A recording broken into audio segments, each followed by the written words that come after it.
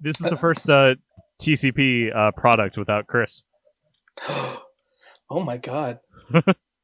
Oh my goodness. Feels like blasphemy. Don't worry, you'll make one without me eventually. Not if I have any say in it, but I thought the T in TCP stood for Chris. The T did? Oh. I think I meant to say C. That's okay. The T stands for Chris. The C stands for Chris, and the P stands for Chris. P stands for piss. P stands for Matthew. Cat is short for Cathy. And C is short for...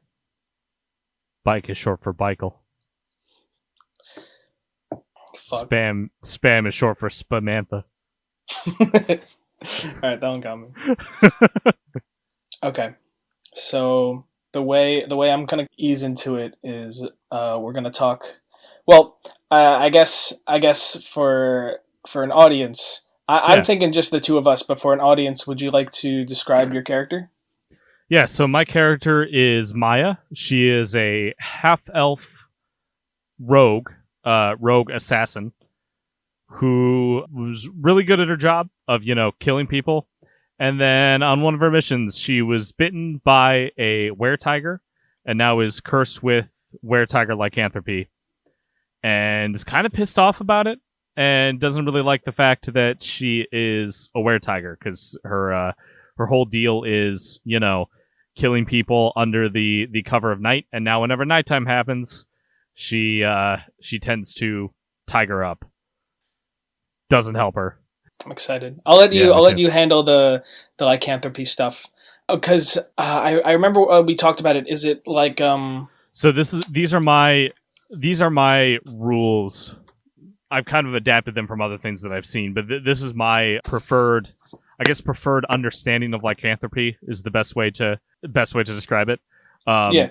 So the full moon very much affects it. On the night of the full moon, it is non-negotiable. She transforms, and but as it gets closer to and leaving from, the closer it is to that specific full moon, the more she has to concentrate to kind of prevent it. But she kind of has a choice most of the rest of the time. Like if it's close to new moon time, she can basically transform if she wants to, but isn't physically compelled. And then it is more of a uncontrollable need to become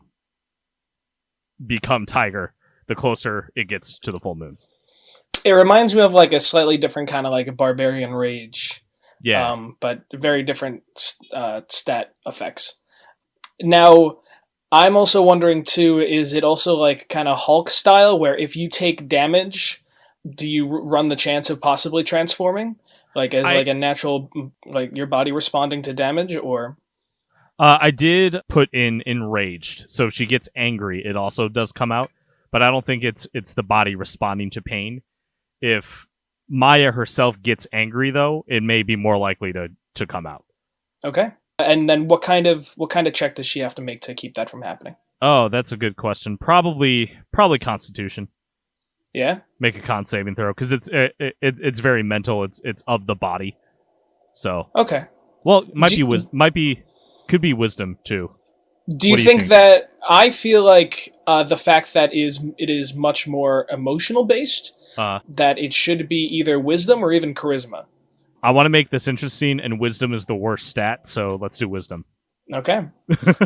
Do you think she might have to make a simple kind of check to transform, or do you think it's kind of always more ready to pop?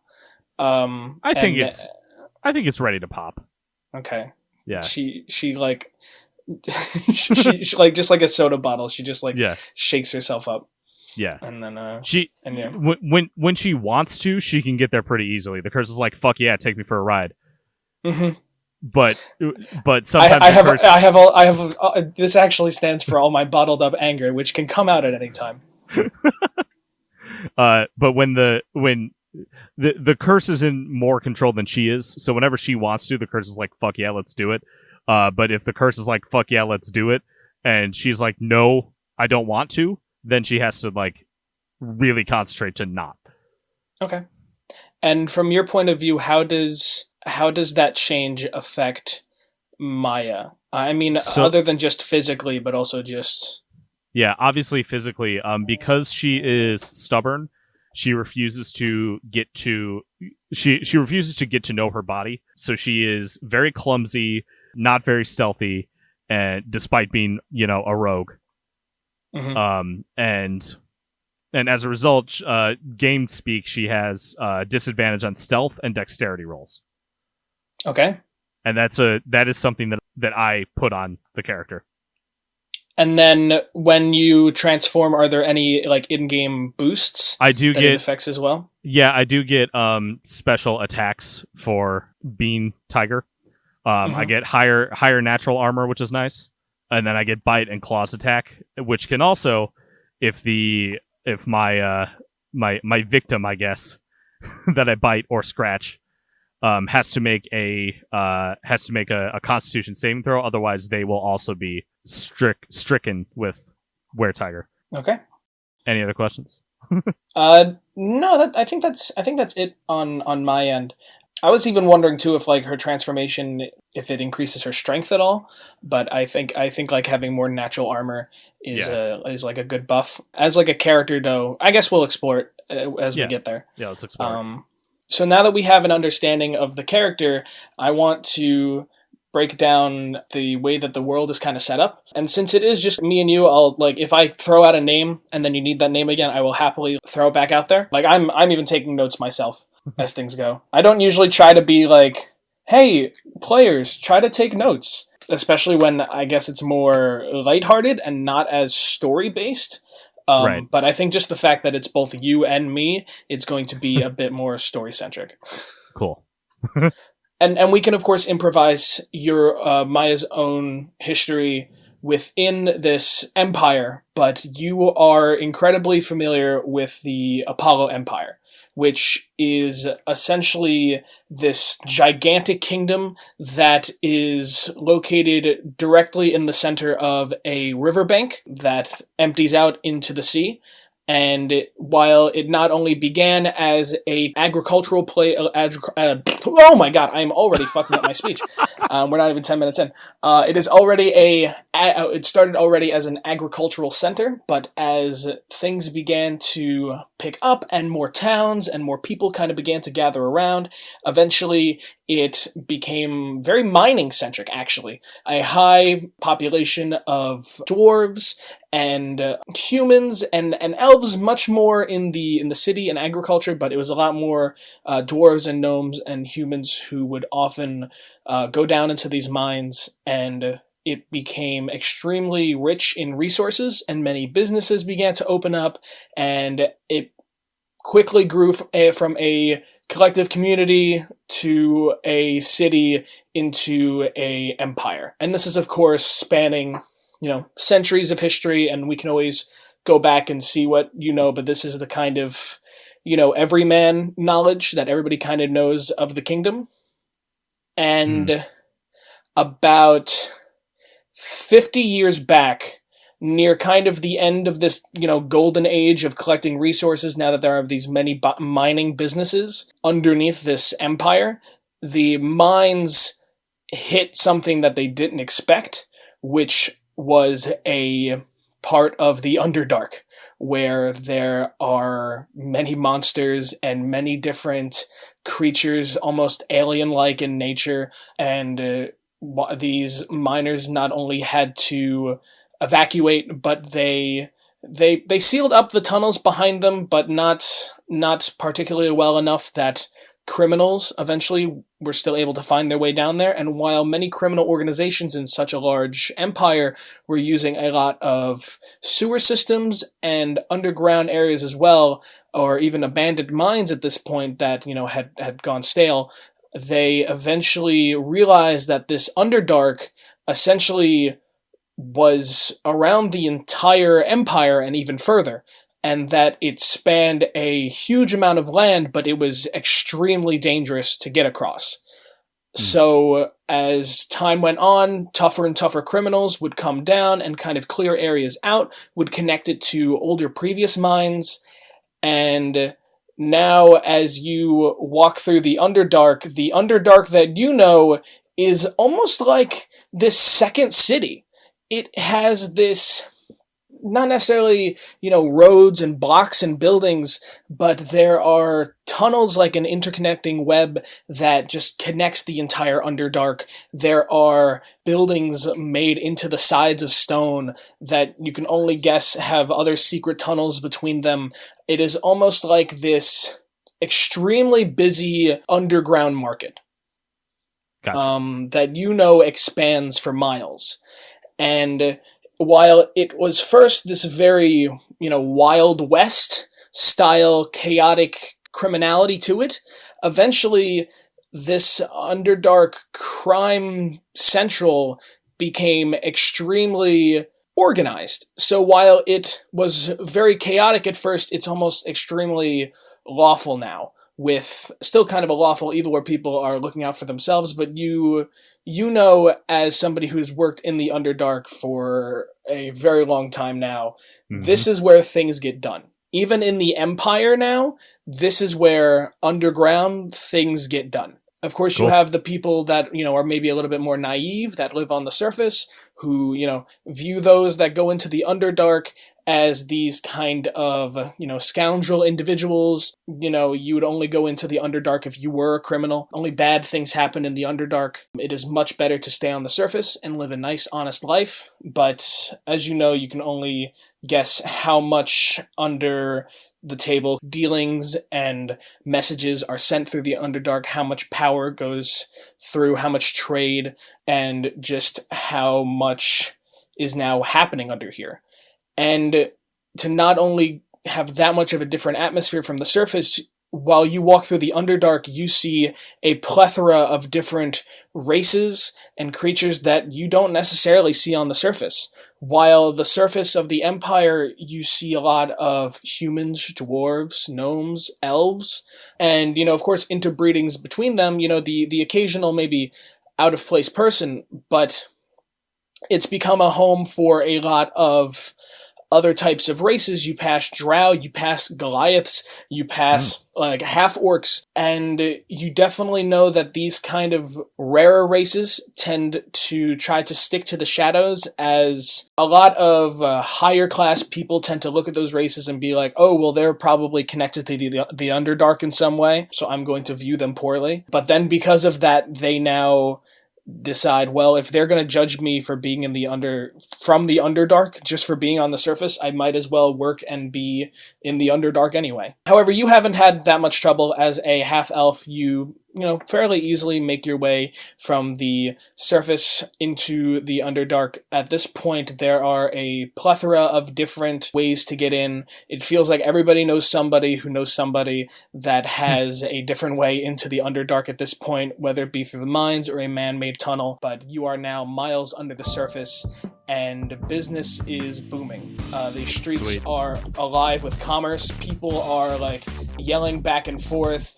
You see this one little goblin woman try to steal a fish right off of somebody's counter, and the half-orc running the stand grabs her by the back of the hood, and she's just like, oh, I was just holding it, just wanted to see, but I don't have enough copper. I'll just put that back, thank you, and runs right along. I roll my eyes when I see that. Of course, it's everybody's trying to be a little sneaky. Everybody's looking out for themselves. Sneaky, but you gotta be smarter than that. Yes, it is. The Underdark isn't. While it is this very alive place, it's a very dangerous place. if you want to work and you want to live in the Underdark, this is a place that you have to know how to fight for yourself.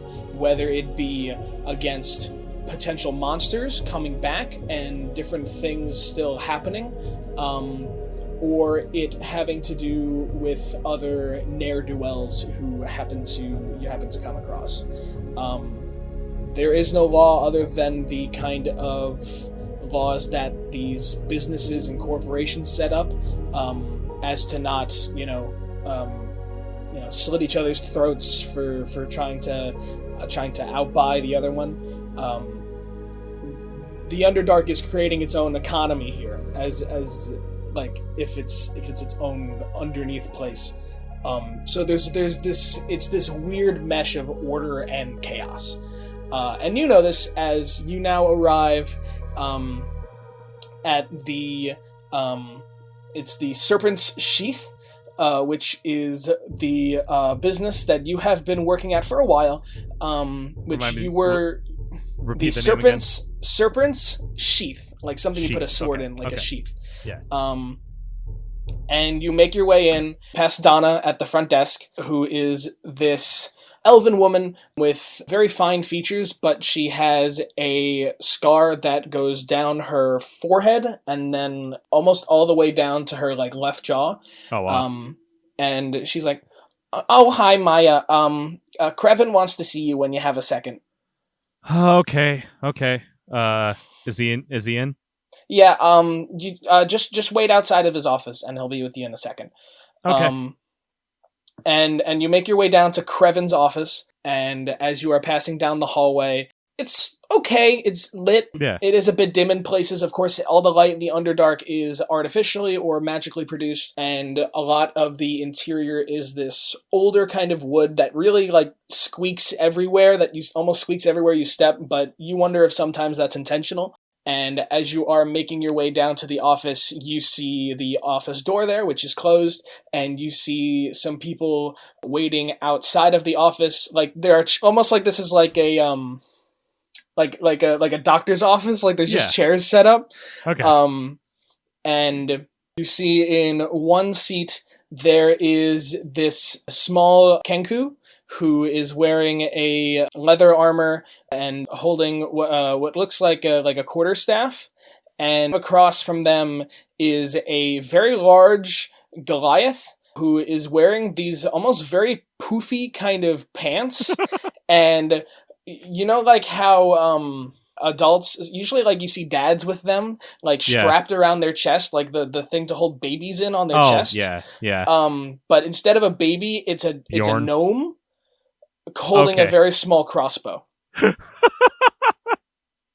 I want to sit next to the Goliath and gnome. Okay, you sit down. I think they kind of keep to themselves, and you see like the gnome give like a little quick kind of glance, just like, you know, like okay, they're sitting down. And on the other side of the door, you can make a perception check for me. Okay. God, rolling actual dice to do actual things. Dice. Yeah. We usually just like hit shit in the computer. Mm-hmm. That is going to be a 7. Okay. I think it's a little hard to hear from the other side of the door. It's a bit muffled, but you definitely hear Krevin's voice and someone else who you do not recognize. It seems to be feminine in nature, but it is definitely starting to get a little bit heated, but you can't make out any of the words. You hear a drop of paperwork on what sounds like probably on like a desk or a floor, and out of the doorway walks out a human woman with almost like very long hair. If it wasn't in like a very eloquent braid down her back, it would definitely be touching the floor. Okay. But like even the braid, you know, like how like Entangled, like she does like the, you know, the big braid. It's not that big, but it is definitely like down to her hip. And as she is walking by, make a history check to see if you recognize this person. Okay. See if you recognize your coworkers. That's a 16. 16, yeah. You recognize this. This is Yve, spelled Yve. And she is the head of the financing department. Okay. And actually, as you're walking out, she makes eye contact with you, and you can make an insight check. Okay. That's an 18. 18. You can see there's definitely like not like a hatred or like a I dislike you personally, but there's definitely like there's something where just her looking at you definitely makes her a little bit frustrated. And I might understand why. and she walks down the hallway with a folder in hand, and now the door now open. You see Creven, who is this blue genasi with this kind of like 5 o'clock shadow, but kind of like longish wavy hair that he has in a back ponytail, and he looks a little, as he always does, kind of sweaty and tired, but he kind of like sticks his head out and sighs, and he's like, Maya, can you come in for a second? Yeah, sure. And I walk in, close the door behind me, and sit down. Just not really like quickly, but not trying to look like I'm wasting time. Yeah. Just like I just walk in, sit down, and sigh. Mm-hmm. As you walk in, you hear the gnome like fiddling with his little crossbow, which like you even think like in your hand like it might even be like a little bit too small to even like it would be a little bit difficult. And this Goliath is just looking like forward as if there is not someone strapped to his chest, and the Kenku seems to be singing some little tune to itself as you head in, and you close the door behind you, and you've seen Kevin's office before. Creven. There is Creven. Sorry, Jesus. Creven. You've seen Creven's office before. I just thought it would be so funny to I was like, fantasy name. Creven. Creven. Creven. I like it.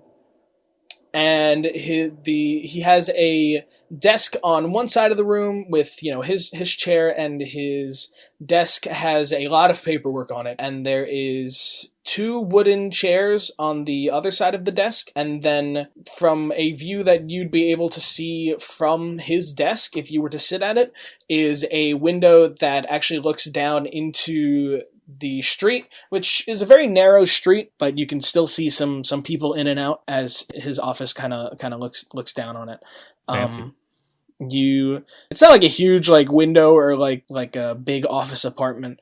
It's probably the size of like a 10 by 10 room. Okay. And you sit down in one of the wooden chairs, and he stands behind his desk. Maya, I'm trying to keep you on the payroll here, but we can't keep taking hits like this. This is the 5th time in the past 2 months where I have had to send in my scouting and cleanup crew to pay off people, make sure that things are cleaned up, make sure that the mistakes that you guys make on the field are taken care of. I know. I'm trying to keep it under wraps. It's annoying, and I'm doing my best. I know you're trying to do your best, and I know I'm not trying to, put you out on the, on the streets or on the surface, and I know you can do good work. I know you can. But now not only do I have like financing at my neck because of the extra money that we're spending, then I've got receiving complaining because then we're not getting as many orders in and we're getting complaints in, and it feels like the only people I don't have complaining is Linda in HR, and that is a surprise to me. Yeah, Linda's something. She is an angel. Yeah. But good old Linda. Can't go wrong with her. No. Yeah. And Linda, she is a giant 10-foot tall dragonborn who breathes acid. Okay, that's great. I love Linda. Yeah. So I'm giving you one more chance. I have one job that I was given that I know that you are familiar with these grounds. You've worked a similar area to this before, and it's from a repeat customer who had no problem with you before. So I'm hoping that you'll be able to do good. But I have you, you're not the only troublemaker among the assassins I have here. I have you, and I also have another person that I need you to take with you. Okay, who is that? Uh, I don't like working with people, but I'll do anything at this point. Who is it? There is a Kenku sitting outside of my office who has strayed into this area and I think is very skilled with spells and helping, but every time that she is given an assassination mission, whether with people or by herself, she kills the victim and then casts Spare the Dying. Oh, okay. You can see the issue here, right? Yeah, no, absolutely. So do I? Is she looking after me, or am I looking after her to make sure that she doesn't? You're going to be looking after her. Okay. From the things I've heard from the other assassins in the field, she's pretty. She's as a Kenku, she's pretty easy to have.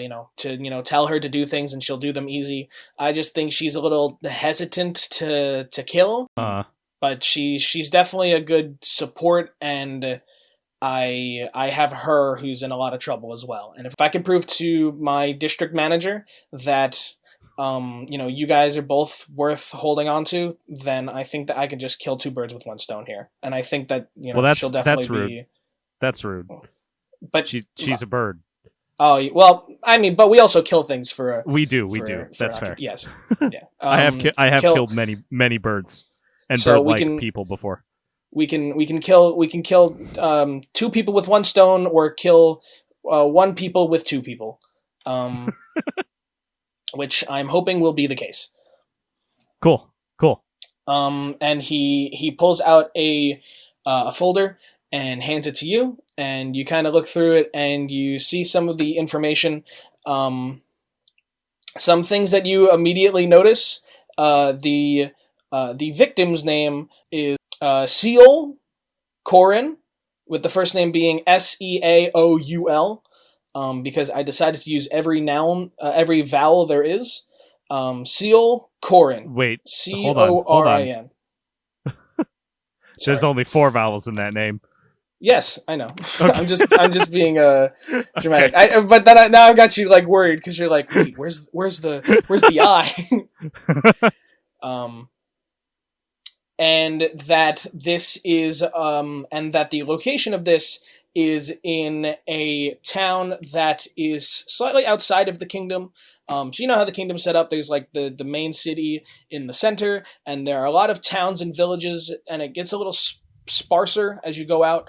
Eventually getting into more kind of agricultural centered areas, but that the town's name is Venandi. Okay. Wait, I sent it and I spelled it wrong. All right. Not Venandi. Venandi. And what immediately throws you off is that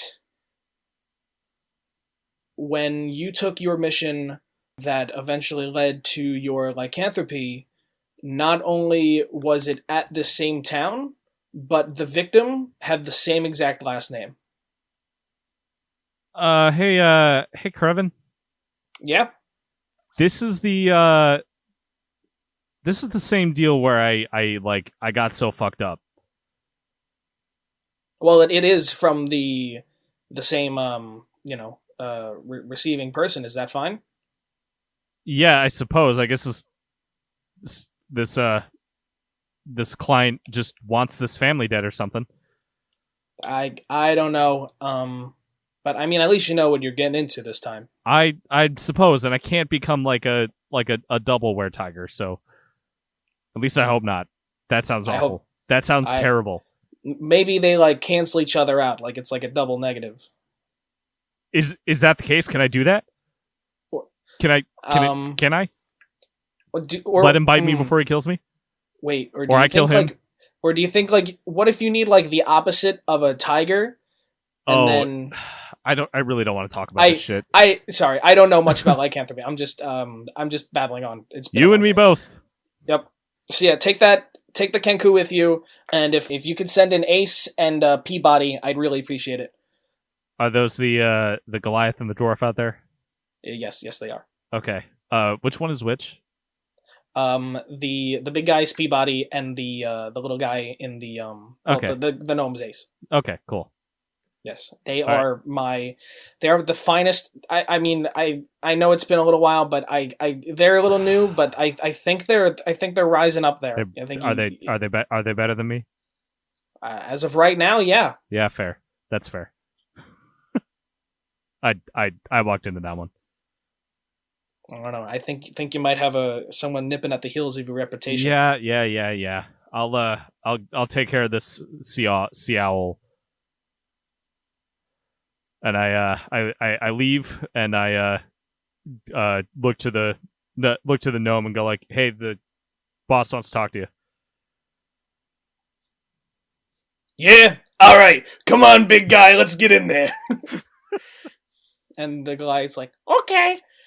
And the two get I was gonna say the two get up, but the Goliath gets up and kind of like ducks into the office, and the door shuts behind him, and you're kind of left looking down at this little Kenku girl. Hi, what's your name? Sue. Oh no, no! I was worried you were gonna do this to me. I have realized that Sue works a lot better as an NPC than as a playable character. It was fun as a playable character being the DM for that. Let me tell you.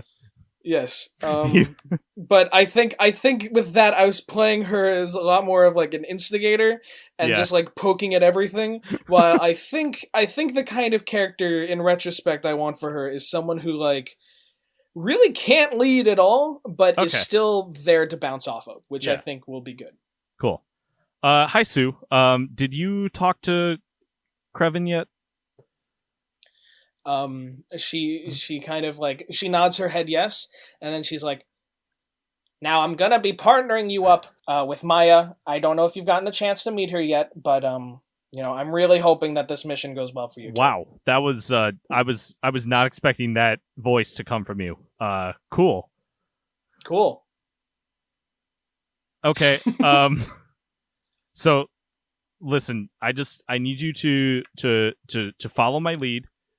We'll get this done, and we're both going to prove ourselves that we deserve to be here. Okay. Mm-hmm. Did he tell you about anything in specific about me? She kind of thinks for a moment, and she opens her mouth. Now I'm gonna be partnering you up with Maia, and repeats just the same exact statement. Okay, that's all I need to know. Do we need to out of character? Do we need to get anything to like prepare for this, or should we just? We'll kind of like loosely. If there's anything you want to grab, or there's anything you think you might extra need, I think that the Serpent's Sheath will provide with a horse for the two of you. Cool. But with a saddle, of course. What time of the month is it? You've kind of started to pay attention to the moon cycle at this point. Oh yeah. And it is about 4 days until the next full moon. Okay.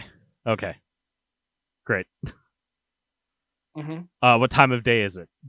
It is. We'll say that it is morning. It's probably around like 10 a.m. Okay. All right. So I'm not showing. No. Okay. All right. So like I've got all my shit in my locker. Then we can go grab that and then stake out to town. It's gonna be a few hours. Okay. Do you need anything, Sue? She nods her head and then she starts going to the locker room. Okay, cool. I follow her. Okay. You see her go up to one locker and she opens it up, and it is almost entirely empty except for this very small like patchwork doll that she takes out and then kind of like mimicking like gives like a kiss like mwah, and then like a little pat on the head and then sticks it in her pocket. What is that, Sue? She takes the doll out again, and then putting the how birds mimic, puts the beak next to the head and is like, mwah, and then holds the doll up to you. All right, I'm gonna make an investigation check. Go right ahead. That's a 10. Mm-hmm. Total. That is a doll. It is like okay. It is like a kind of Raggedy Ann dirty doll. Okay. I wanted to see if there was anything specific on it. No, but you get the inclination here that she wants you to I don't know. She's waiting for you to do something. Okay, she holds it up to you. Okay, I'm gonna take it and I'm gonna give it a kiss. Mwah. You can see Sue's happy. Okay. And then like a child kind of puts both her hands up and opens and closes her fingers to want it back. Okay, I give it back to her. Okay, and then she sticks the doll right in her pocket.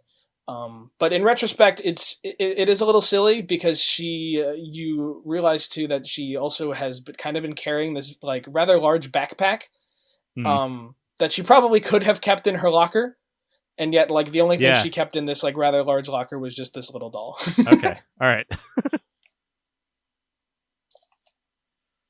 I mean, I don't have anything that I can think of doing before before heading over there. So I'm gonna grab my thieves' tools, weapons, daggers, all those. Mm-hmm. All right. Put my cloak up, and with that you are off for Venandi. Cool. What color is the horse? The horse is you've taken this horse a few times. It's a Appaloosa horse. So it is white, but it has these kind of dark spots around it. Almost looks a little bit like how sweet. A Dalmatian might have some dots. Yeah, I'm looking at one right now. Cool. Yeah, don't ask me how I know different horses, but that's fine. We have the fire dog, we have the fire horse. But yeah, so you saddle up and you are off. As you're heading back, you kind of can't. At this point, we'll say you're kind of set to get there for a little bit before noon. And with that, you are passing a lot of you go from the city to much more residential areas. Sue kind of keeps her hood up because at this point she doesn't recognize many other Kenku. So she's smart enough to know that, and she is kind of where do you put Sue? Do you have Sue sit in front of you, and then you kind of you still hold the reins, or is she behind you? That depends. How tall is she? She is rather small. She's probably 3.5 feet tall. Okay, she's in front of me then. Okay. All right. While you are holding the horse on the reins, and the horse is rather tame, a very well behaved horse. Yeah. But gets distracted here and there as Sue, listening to the galloping feet, just mimics the feet Oh no. Hey Sue, I think that's messing up the horse a bit. And then she stops, and then she just gives she's kind of okay with it. She kind of gives a little kind of purrs up to the horse a little bit, and then gives it a pet as if like a sorry, and then kind of just just looks out at the scenery. And at this point, it's a lot more open fields. The sun is about middle of the sky. It's a bit cloudy, but it's kind of hitting that autumn precipice where a lot of the trees are turning this kind of orangey brown with spots of yellow. Out on the horizon, you pass at this point a lot of different farmland, and that Venandi is a town that kind of keeps to itself. It's technically part of the empire, but it's it's not like it very much adds much to it. Right. They rather keep to themselves, and you didn't really get a chance to explore the town too much last time. From the information you were given last time, from your incident mission, the victim was living in a cabin that was slightly, like, it was in the town, but slightly in the woods. And Okay. that's where most of the action happened at the time. And the way that you were going, you would hit the kind of wooden area where that cabin is first. You don't have to pass it if you don't want to. But that it would be on the way if you wished. If not, then you would head right into town. I think that Maya doesn't even want to acknowledge that event it happened. So we're just gonna head right into town, focus on the mission. Okay. Looking through the paperwork to kind of flash back to the kind of basics of what it's asking is that in this one, similar to the last one, which now you're kind of a little bit mad at whoever has been giving these missions. Doesn't say they're a were-tiger, but it does give the place of residence, as well as there are certain things if they would prefer it being like a cleaner job or a messier one, or it's extra if you're going to try to like frame somebody, things like that, murder weapon. But then not many preferences. It just seems to be that there is the residence, as well as almost to look like an assassination, not so much like as if it was like somebody who could be in the town, as not to cause any framing of any innocent people. Okay. That's really all the information that is given. You are given a description that it is a burly human man with a kind of brown, scraggly beard, short brown hair. Will often spend his time at the bar in town, but the place of residence, when like larger or even like more government houses kind of have like very low address numbers. Mm-hmm. It definitely has like a low address number starting with like a 2, but it's like 2 Dirt Drive, Benandi. Fucking. I'm gonna take a sip of water. Do it. I've been talking a lot. Yeah, you have. Matt, next time you can bring me on an image journey. Well, yeah. Let's say that for next time, though.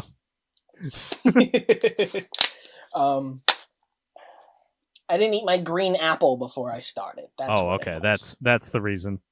That's the reason. I'm not being a voiceover professional. So you are heading into town, and one of the first things you notice, you've passed by a lot of larger like farming fields and green areas, but it gets a bit more around the woods, until eventually you kind of hit a clearing, and it seems as if this town is connected by a lot of dirt roads, some like stone ones, but it doesn't seem as if they're very far. Infrastructure wise, maybe more in terms of roads. A lot of the houses look a bit, I guess, like from our point of view, a bit older, like 1800s kind of style, where they are these kind of nice wooden houses, but they're well spaced out from one another. On the streets are these oil lanterns that mark the different places, the different street corners and things like that. You don't see any signs for the streets, but there aren't many streets to begin with. There is a main street that kind of runs down the area and a few side streets, but in terms of people, you don't see many. You see maybe 1 or 2 people walking around, but at least like from just entering the town, you don't see many other people just out during the day. Okay. I want to make a perception check just to see if I see the target around anywhere. Yeah, go right ahead. That's an 11. With an 11, you don't see anyone. You don't see the target around. You're able to see 2 different people walking. One is walking down the street and appears to be a woman. You'd probably guess about human, maybe middle-aged, is holding a basket of what looks like some produce. And you see a younger adolescent with a little bit longer brown hair, who looks like he's been kind of working most of the day. He seems to be fixing a fence next to one of the houses. Okay. I'm gonna. Other than that, if you want to keep, like, there are other Yeah. streets that you can turn down if you wanted to kind of look a little bit further into town, as you are now only just entering it. Yeah, I suppose I want to check out the rest of the city just to see see some things about it and try to figure out what the best mode of staying stealthy is, to see if there's anything notable about them. Yeah, sure. As you walk around, you kind of taking in your environment, just in case you do have to sneak around. There's trees and grass. It's not like a kind of like desert community. It is kind of nice. It is almost reminds you of like a kind of grassy estate. Most lawns look like well kept and the houses look pretty nice, but it's just the fact that there aren't many people out on the street. As you walk down the street on your horse, you definitely get I think the boy and the woman, while they are, like a little bit of ways away from each other, they definitely both notice you walking down the street. I think you're able to see the boy's expression a little bit more clearly, as I think, he's a bit more expressive, and is kind of curious but interested that someone is like coming into town. While the woman kind of just, takes notice and keeps to herself. And as you make your way down, you kind of find yourself at a kind of like cross intersection where the main street keeps going forward and there is a left and right turn. Make a perception check. Okay. It's on the floor, doesn't count. That's a 13. 13. To the left, you can see that there is a little bit ways down, past a couple of more houses, you see a larger house. It looks almost like 3 stories. In the front of that house is a copper or almost brass statue that seems to be standing at the front. It's hard to make out, the exact pose from here, but across the street from that house, you can see a good collection of people almost crowded around. Just saying that, actually, like, out of character, just saying that sounded like weirdly uncomfortable to me. Like, a crowd of people, that's not good. That's just the today's world affecting my this world. Yeah. I'm gonna head on over there, and I assume Sue is just tagging by my side. Yeah. Well, I assume you're still on the horse. I think that 2 people just going through town on a horse would be a little strange. Okay. So I maybe found a place in the woods to tie up the horse. Oh, okay. Yeah. So we're on foot. I don't look suspicious. Like, my hood is down. My knives and shit are all covered, and I made sure that Sue looked similar. And now I just kind of want to go over to the crowd and see what's going on. Well, the other thing I wanted to give you with a 13 too is to the right side. You do notice that while the crowd of people was to the left, you hear you wouldn't think a larger group of people, but you can definitely hear like just a louder, maybe sort of people at one smaller building down to the right that you can kind of recognize as what almost looks like some sort of bar, you would guess, by the saloon type doors, or some kind of tavern, and some kind of commotion from coming in there. But that's the most that you get from the right, too. All right, I think I'm going to go to the left. Okay. So, going to the left, I need you to make a dexterity saving... No, I'm kidding. With that, you and Sue, as you're walking, Sue kind of, like, not even thinking, like, just, like head still straight ahead, actually, like, brings her hand up and just holds your hand. I'll hold it back. I'll grab it. I'll allow it. I'll allow it. I don't want to. Like, I am right now. Maia is very wary of Sue just because while she is totally fine with killing people, she doesn't want to see innocent people get hurt. That's not the right way to say that, because she just gets hired to kill people, and they're probably innocent for some reason or another. I don't know.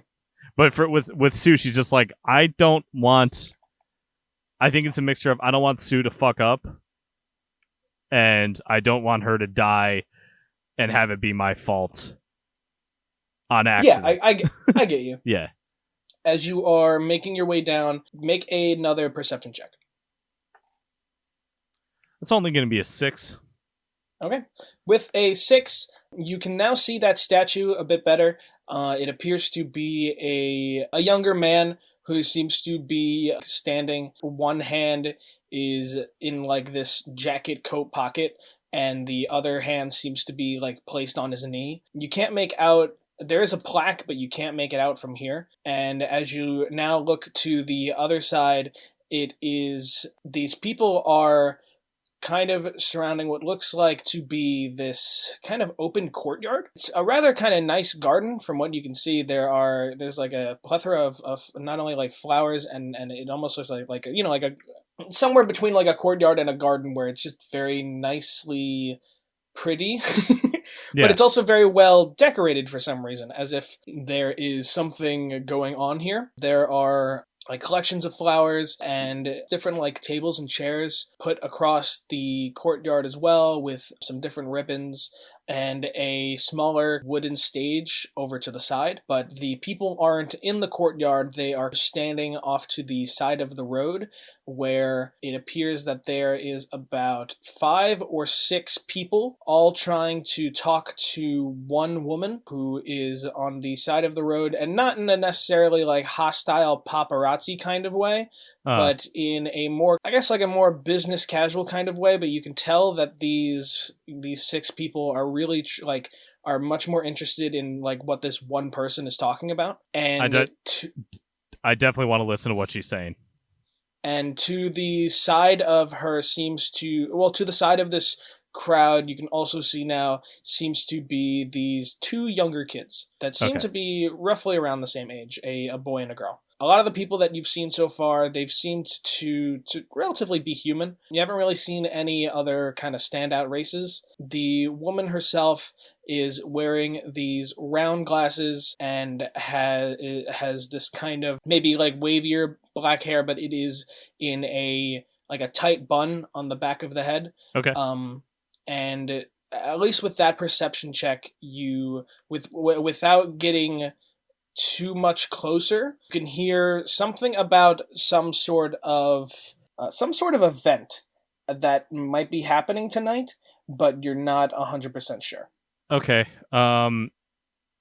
If you want to get closer, you can, but I might have you roll a casual stealth check to just.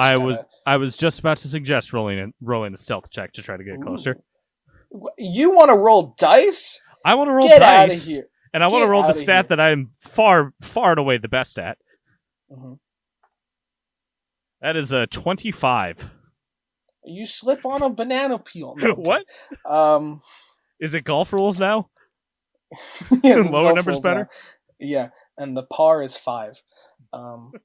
So with a 24, make your way. Never mind. You make your way over to the crowd. Bring Sue with you, or do you just kind of like leave her to the side for a moment? I tell her, hey, wait here. I'm going to try to listen to what they're saying. Mm-hmm. As you get a little bit closer, you hear the woman speaking, and we have everything in preparation. Now, Tivo, you will be bringing the larger meal for tonight. Yes, I'll be bringing the much larger turkey entree. Me and the wife have been cooking it since morning, so we're really excited about it. Oh, excellent. And again, I just wanted to thank Valerie for the absolutely excellent handcrafted decorations. They are fantastic. I really do think that this is going to be, the best spirit festival that we've had in a while. I'm really excited. And then someone else. Now, I know we, last year we were a little back and forth on whether we wanted to include the fireworks or not. Yes. Well, I was talking with, of course, I was talking with my dad about it, and we should be good on the fireworks. I think he's been changing his mind on it. He was a little back and forth on the fence previously, but I think we've got it.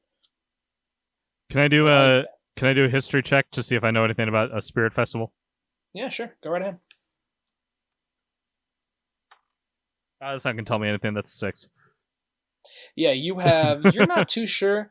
You're kind of like you think like, oh, maybe it's like I like spirit festival. Is it like they're gonna like talk to some ghosts? Mm, Ooh, or maybe they're gonna like sacrifice someone. But then you look at like the flowers and decorations and you're like, maybe not. probably not. Probably not. And it seems at this point like the conversation's dying down. Okay, and I think we'll all be back here for sundown, right? And we'll be good to go. All right, and everybody kind of starts to head their slightly separate ways. All right, I get back to Sue without them realizing that that I was listening in. Yeah, sure. So and I make sure that no one's around us. And I go to Sue.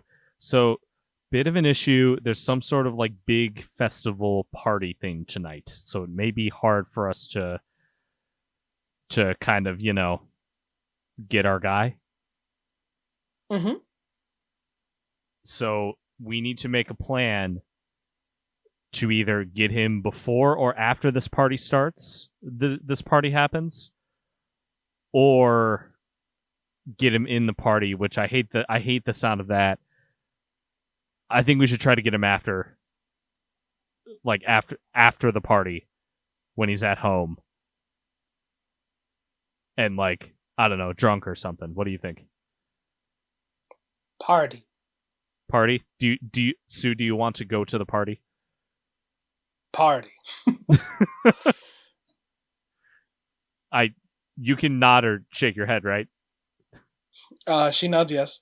Okay, so you want to go to the party? Party. Okay, let's Jesus. Okay. Drunk. Who the fuck is Jesus? Wait, Trunk? Jesus. Drunk. Drunk. Jesus drunk.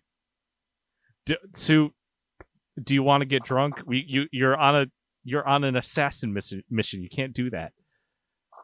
You can't do that. I'm not going to do that. I'm not going to do that.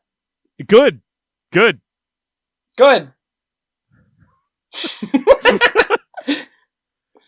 Okay. I guess I'll head over to the bar and see what was going on over there. Yeah, sure. Make another perception check. Okay. That one is going to be. I should memorize my perception. That's going to be a 9. Okay. While I don't think anybody, really realized that you were eavesdropping to the kind of group conversation because there aren't too many other people, kind of in the street. Yeah. I think these other people have definitely noticed like, oh, there's other people here that usually aren't in town. Mm-hmm. But you kind of just see them like look your way. Except the 2 like younger kids are kind of doing that like creepy kind of twin thing where they're both kind of just like staring at you two. And that's about it. Yeah. I mean, we're just travelers. That's all. That's all we're trying to pass ourselves off as. Mm-hmm. So as you make your way down to the tavern, the closer you get, the more you can kind of hear this commotion. And as you make your way down to the tavern, you hear laughter and you hear the clinking of glass and you hear some like banging on a table. Make another perception check for me. Okay. 16. 16. I think just because they're like saloon doors, you can and like just based on like the sounds too, you can get the sense there's probably about like 4 customers in here and like the bartender. You can tell at least like without even opening the saloon doors yet that the bar is on like the right side. There seems to be 1 person sitting at the bar talking to the bartender and 3 people sitting down at a table in the bar. Okay. Well, I just came to a bar, so I want to act natural, so I'm going to go up to the bar and order see, what's a drink that would definitely wear off by night and wouldn't look suspicious to order at this time of day? I guess just a beer. 1 pina colada, please. All right. I think you go in and you order that beer. The bartender seems to be actually a dwarven fella who actually, you kind of realize it as he's walking around because you're like, wow, he's a tall dwarf. But then you realize that the floor behind the bar is slightly higher than the floor in the store in the tavern, and it kind of throws you for a second where you're like, oh, okay, I got that it. makes sense. That makes sense. I understand what's going on. Yeah. It's always those moments where it's like, they're slightly off in height. What is going... Oh, it's the floor. I've definitely had that moment. So he goes to get you a beer while the other person at the bar seems to also be drinking a beer out of a rather large glass while also having some paperwork down in front of him and seems to be holding some kind of like pencil or fantasy pencil. And at the three tables, you can see that this is probably where a lot of the commotion was coming from, as you see some money on the table, as well as two of the three men. You actually see them like arm wrestling, and they're kind of going back and forth. Okay. Make a perception check. 19. You kind of like continuing to look around the room. How close do you sit to the other person at the bar? 2 seats between. Okay. Looking around the bar, but trying to be stealthy as possible, not just like staring people in the face.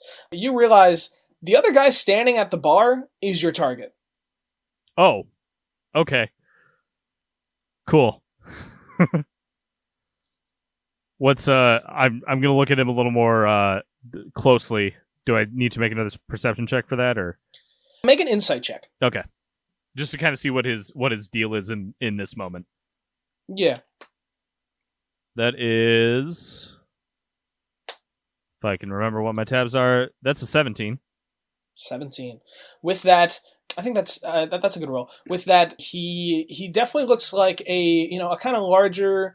He's human, but he's definitely like a more kind of like broad shoulders, bigger guy. He is, I guess, almost like a little bit too spot on. He's wearing a flannel. Okay. And he, while like sipping his beer, and when he was talking to that the dwarven fella, he definitely had like this kind of jolly nature to him. And while he's still kind of keeping that on the surface, while you're kind of looking him over, his attention seems to definitely keep kind of going to what he is writing, and he kind of has a not so much frustrated but kind of distracted look, as if kind of his thoughts are somewhere else. Okay. With that, the bartender comes back with the beer. And will there anything for your little friend there? Sue, do you want anything? Milk. A glass of milk, please. He's kind of like, She wants. All right. She wants milk. Just go with it.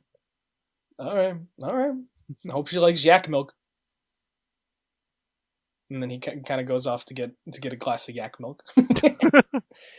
Milk is milk. Milk. Math is math. Math is math. They can't keep. Why do they keep changing milk? Milk is milk. You know what? They keep changing milk too. Matt, answer me this question. Yeah. Is milk good for you? Probably not. I still drink it, but they keep changing milk. Depends on the milk. Cow milk, probably not good for you anymore, with all the shit they put into cows. Mm-hmm. Almond milk, not good for the environment, good for you. We just know that from The Good Place. Yeah. Despite all the warnings, I still kept using almond milk. Still kept using almond milk. But yeah, and then the dwarven fella comes back with a kind of like with a glass, like the same kind of like larger beer mug that you're drinking out of, but instead of being filled with beer, it's only like halfway filled with milk. How's it taste, Sue? Sue kind of like puts her beak like kind of into it, and in almost like a kind of messier fashion is like blah, blah, blah, blah, blah, blah. and then like picks her beak back up, and in like the closest you could probably get to like a beaky smile, and then like realizing the kind of mess that she made, just tries to like kind of pour it gently into her beak. But like as it like goes back, she definitely still gives like a it's like birds are weird. Birds are very weird. Mm-hmm. You ever think about what a toucan would look like without its beak? look fucking, that thing is like, it's like half beak. It's mostly beak. All right, what if birds just had lips? I think that would be so much worse. That would be so much worse. Like this, that'd be terrible. This shit here. Oh my god, are you finding a toucan without a beak? Yeah, they're just like, oh my god, I didn't even realize that. Like, I don't know if I'm gonna keep this in. Okay. But I didn't realize the picture you sent me was like, I thought it was just like the shape of like what was left, but it is just like I didn't notice that before. Human nose and mouth before I got Oh my god. It's horrifying. Okay. So you are you're sitting in the bar, you're chilling out. You've got your beer, and give me, unless there's something else you want to do, I'll have you make another perception check. Yeah, let's perceive whatever's going on. That's an 18. With a 18, you hear somebody walking around outside, and they come in. You notice it is a kind of older, maybe around the similar age as the boy you kind of walked past working on the fence. A human, I was about to say humanoid, a human woman, and what looks like a younger boy. You'd probably place around like 8 or 9. Okay. But with the way the two of them look and their features, you'd probably bet money on the fact that they what did you roll for a perception? 18. Yeah, you'd probably bet money that they were probably related. Okay. And the two of them come in. The girl herself, the woman, she seems to be, while you definitely say that she looks young, she definitely looks like a bit, like just the way that she kind of walks and looks a bit more maturer for her age, while the boy kind of has this kind of like eyes bigger than his stomach kind of look to him.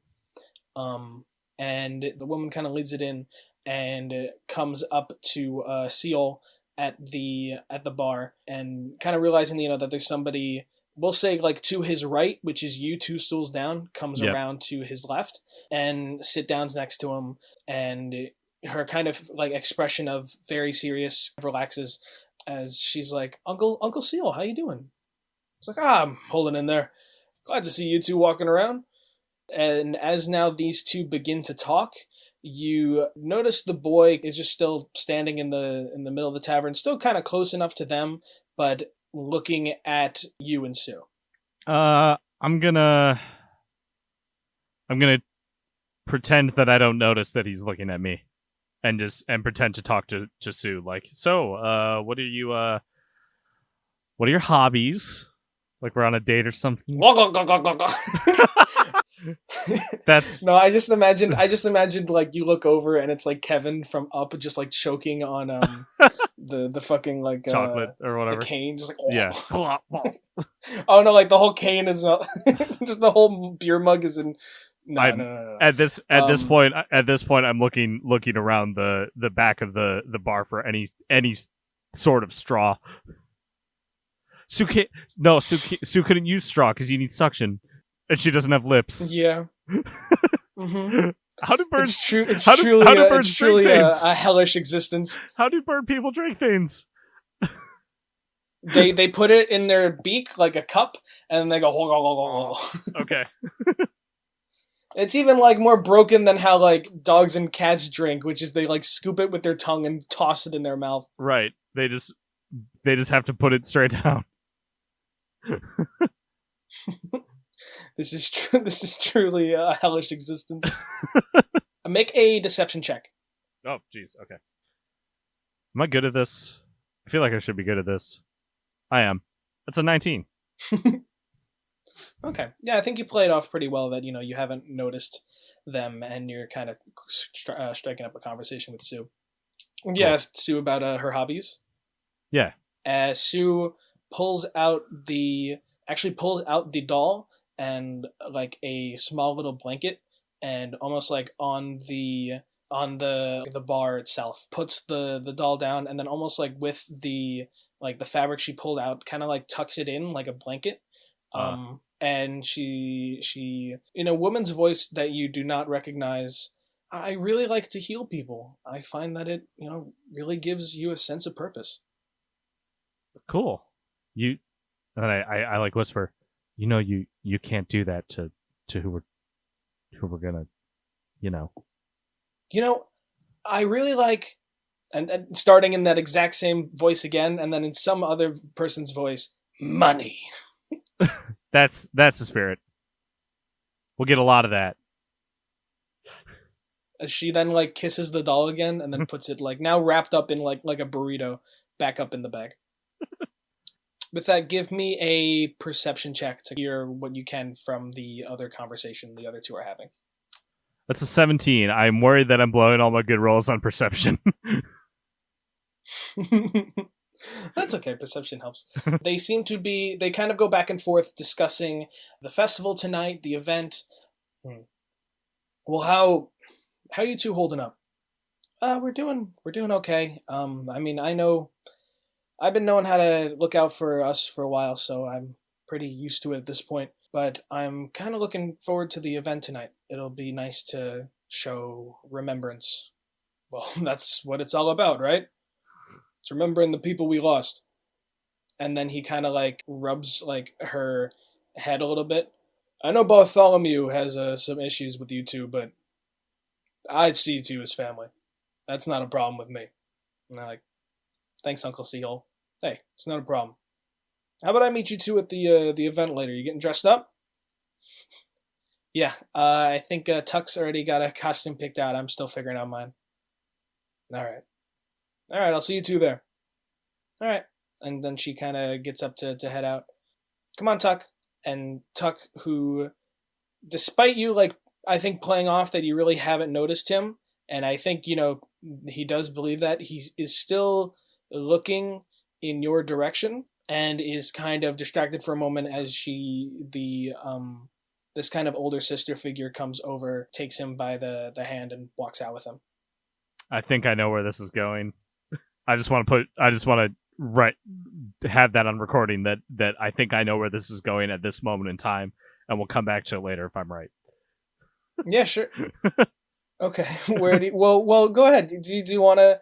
I mean, I feel like if you were with other people, you could always like discuss ideas. But do you want to? The fact that like there's other people listening. No, I want to. Like, what your thought process is. No, from like a storytelling aspect, I want this to be a reveal later.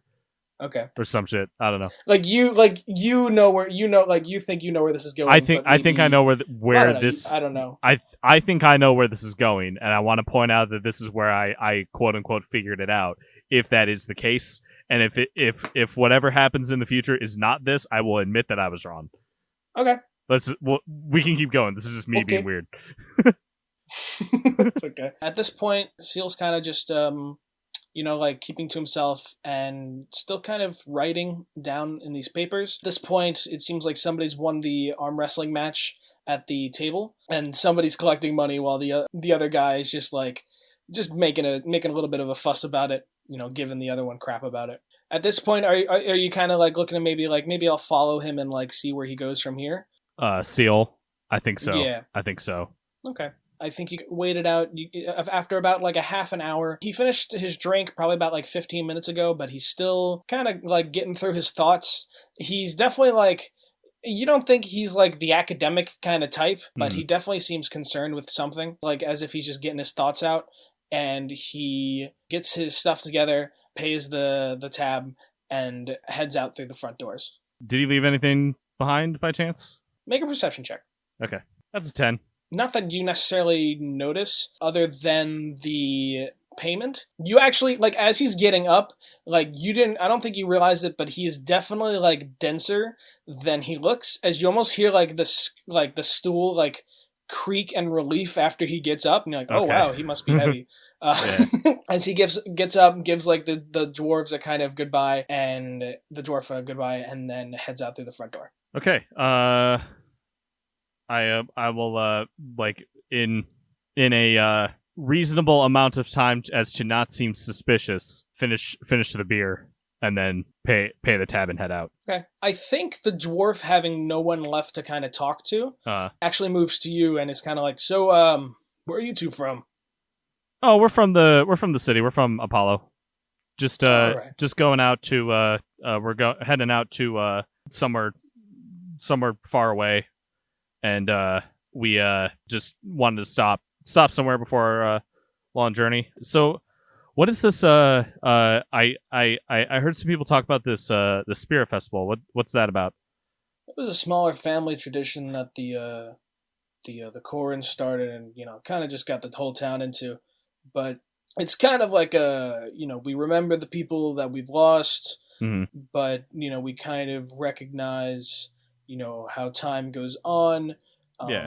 But we also kind of try to see each other as kind of not just the people that we are, but as the souls we have underneath. You'll see probably later people they'll get dressed up, they wear masks just to try to be like we're all just people, not so much like who we are. But no, it's nice. I moved here in about like 10 years ago, and it's a really nice festival. It's a small town, but it's nice. Cool. Are you staying for the night, or do you have like a family here or something? No, I mean we were just planning on getting going, but now that I've heard about this thing, I'm curious. Might hang around for it. It's definitely a fun time. I would just I'll just be careful though. A lot of the people around here, they try to stick to themselves, and not many people really stay here too often. So much so they don't even have an inn in the town. There's one maybe like 15 minutes up the road in the next town over. Okay, I appreciate it. Yeah, it's no problem. All right, and then I'll hand him some copper or silver, however much it costs, and then just head out. Mm-hmm. All right. He eats each coin and then does a triple back. No, I'm kidding. What? Yes, he takes the money.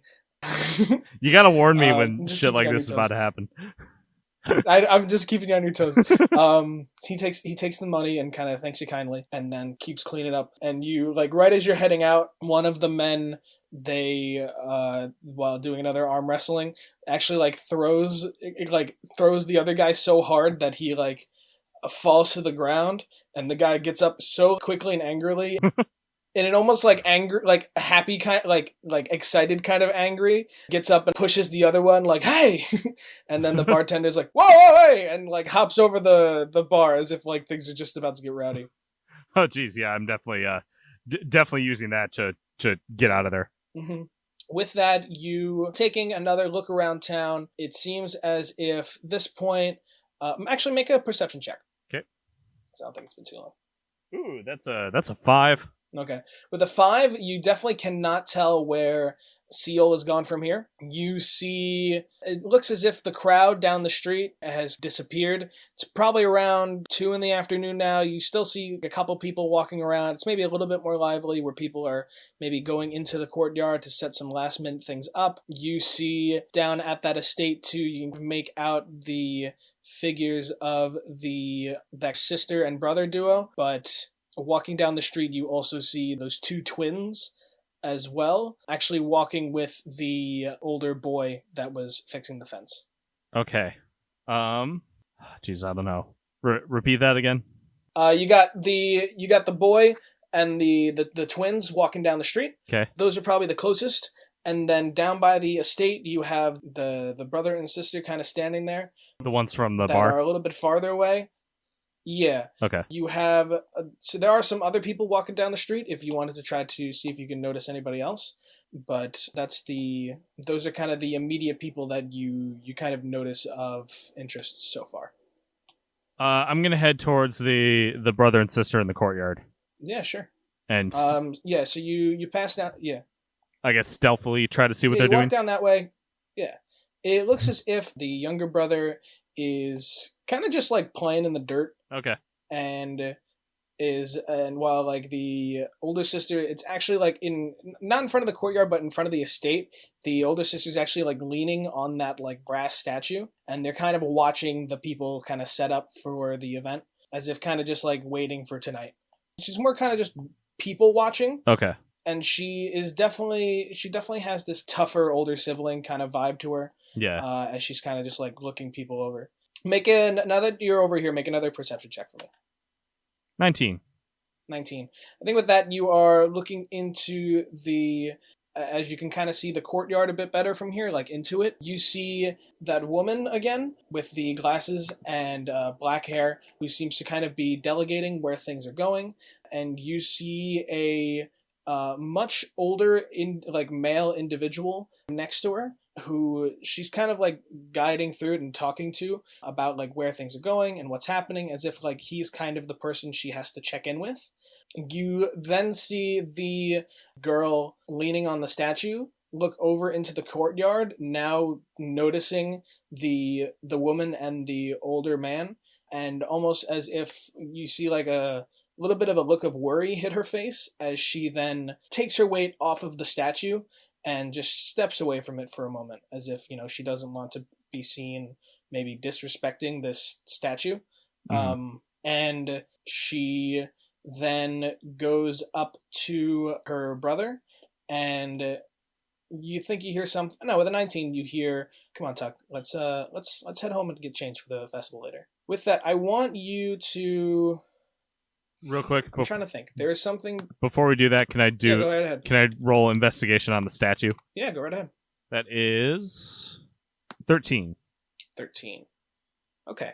With that 13, you now get a chance to look at the plaque, and it reads... You can kind of do the math on the years, but it appears as if it is, the death date for this individual was probably about 25 years ago. Okay. About that. And it reads Roland Corin.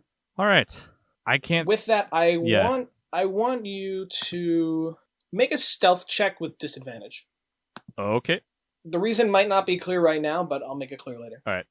That's either a 23 or an 18, so an 18. Okay. You notice the boy Tuck, as they're going to leave, stick his head up in the air as if like he's like noticing something, and then shake it off and then keep following his sister. Okay. This kid's freaking me out. Speaking of freaky kids, the twins, walking with that older son, are definitely walking over to the courtyard at this point too. Okay, I think I will head on to the courtyard then. I don't really... Can't really change into anything. Might as well just wait around for the festival. Yeah, sure. Unless you can always talk to like those kids, or if you want to stop by like the inn by the next town over, you definitely think you'll have time to get back before this festival starts.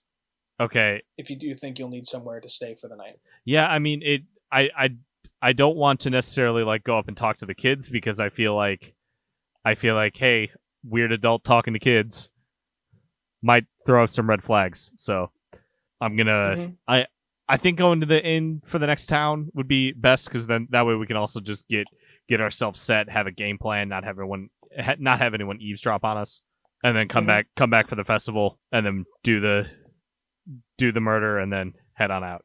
And then get out of here. Okay.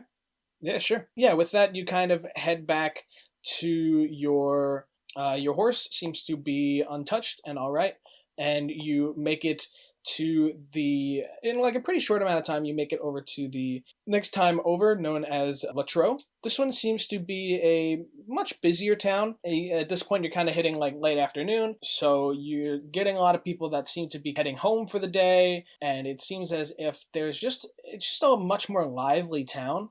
You maybe didn't feel it as much when you were just there, but going from a town as just quiet and kind of strange as that one to one that seems to be a bit more, energetic and full of life, you can definitely feel the difference. And with that, it's pretty easy to find a inn, as there seems to be kind of one larger inn near the entrance to town that would definitely be pretty easy to make your way in and out of if need be. Okay, we'll go to that one. Sure. Make a perception check. Okay. That is a crit fail. Crit fail. With that, as you are walking in, you are kind of taking in the scenery of the inn. It's a rather like nicely built inn. It's very well lit inside. They're almost lit by like these magical dancing lights that kind of float around the room. Mhm. And as you are walking around, you kind of have noticed that there seems to be not so much a commotion, but a good amount of people kind of talking in the lobby, but almost like this is like some sort of like hotel. There seems to be kind of just like tables and chairs set up for people to just be hanging out and chilling out, but a bit distracted by the dancing lights. You accidentally bump into somebody who you did not realize was there. Ah, jeez, sorry. And the person almost like in a way that is both like a bit like off guard for you, but also like almost like in a way that's kind of like funny. Like the second you bump into them, they immediately like go to like an attack stance. As if like ninjas have just like popped out of nowhere. Hey, and sorry, now sorry. Put my hands up. That's sorry, that was my fault. No, it was and mine. You realized I too watching where I was going. You realize too that this woman, she had like a dagger in like at her pocket that she was like action pose reaching for. Yeah. But she kind of relaxes at this point. You can see the first thing you immediately notice is this raccoon fur that is kind of hanging around the neck, as she also has this very large long bow around just like over her shoulder and around her back, with a set of arrows and quills. Definitely like, this is one of those like annoying adventurers probably that you've heard about, that try to go into dungeons and fucking stop bad guys, loot shit. Fuck, annoying. Really, they get into situations they don't understand. Why would you go into something without a plan? That's stupid. Stupid. Oh, no, it's entirely mine. I'm sorry. I was just getting up to grab another drink. My name is Cora. It's very nice to meet you. Hi. I'm Adria. Hey, Adria, do you want to sit down with us? We're having a drink. No, we're about to we gotta like we gotta change into something in our rooms really fast. Well, actually, what time is it? What time is it? What time is it? I'll ask her. At this point, I'll ask her. What time is it actually? I'd say it's about 2 hours to sundown. Yeah. Okay. And how long is it back to Venandi? About 15 minutes. Okay. Sure. Quick drink. I can't have any alcohol right now, but sure. What's on your mind? And I'll sit down. Yeah, sure. You kind of notice too at this point there is in this lobby there is like a small bar for people to kind of be drinking at, and you see that there's about 4 other people that seem to kind of not really know each other but seem to be kind of keeping each other company in the inn, that she was kind of getting up to get a drink and then got caught off guard but is now kind of coming back. What was the fake name again? That was Adrian? Adria. Or here, I'll type it Adria. up. Got a lot of fake names. A lot of fake names, a lot of fake IDs. This is fantasy. Who needs an ID? Mm-hmm. All right, everyone. This is Adria. She'll be drinking with us too. Hey! And everybody kind of like greets you. Hi. I already regret having so much attention on me. Kuma, you were just in the middle of telling us about your last hunt. What were you? So how did it end? All right. So, well, I guess for a little context, I'm a pretty good monster hunter myself, and that's not the voice. I'm a pretty good monster hunter myself, and it is absolutely, oh my god, I don't know why more people aren't just into the occupation. It is just such a rush, a thrill of adrenaline to be, right in the middle of a fight, to be ready for the kill, to be taking out these horrible beasts. You should see the trophies I keep at home. They're amazing. But the way that the last one was, I was facing a mannish beast, but with the head of a serpent's head. I believe they're called Yanti, but I digress. They're completely foul creatures, and this one was just about in the woods, which I do not believe that they hang about, but I had been setting traps for a while, and I had found him already caught in one of my bear traps, and I have his skin back as a throw rug where I find my estate. Nah, you're making that up. There's no serpent people. No, I'm serious. Here, and she kind of reaches into this kind of fur-covered bag and pulls out like these kind of like yellowish golden scales, and then like drops them on the table and says, "Don't believe that," and then pulls down her collar where you see a necklace, but the necklace is almost completely covered in teeth. You see a lot of different sized fangs, but a lot of like monstrous teeth that aren't like gigantic or huge. You would definitely guess would fit in a kind of medium-sized creature, maybe large's mouth, but like nothing too crazy. You see this one right here, and she kind of like picks up one of the fangs. That's straight from him. You're like, wow. Well, what kind of trophies you got on you? Well, right here, and you might not believe me, but this is a dragon's talon, and kind of drops it right on the table. And this right here, let me see if I still have it. Yes, this right here is the eye of a troll. It's still trying to regenerate as we speak. I have to try to burn it here and there just to keep it from doing so, but it's definitely a sight. Oh, well, pun not intended. Huh. And let's see. Oh, and here I still carry. She pulls out what almost looks like what could be like a talon of a like a finger, but with like a very long claw attached to it, with a kind of like white fur with like maybe some black stripes across. Mm-hmm. This right here, that's the finger of a were-tiger. I immediately tense up. Do you mean a what? You mean a werewolf? No, a were-tiger. Weird, right? Where the hell did the were-tiger come from?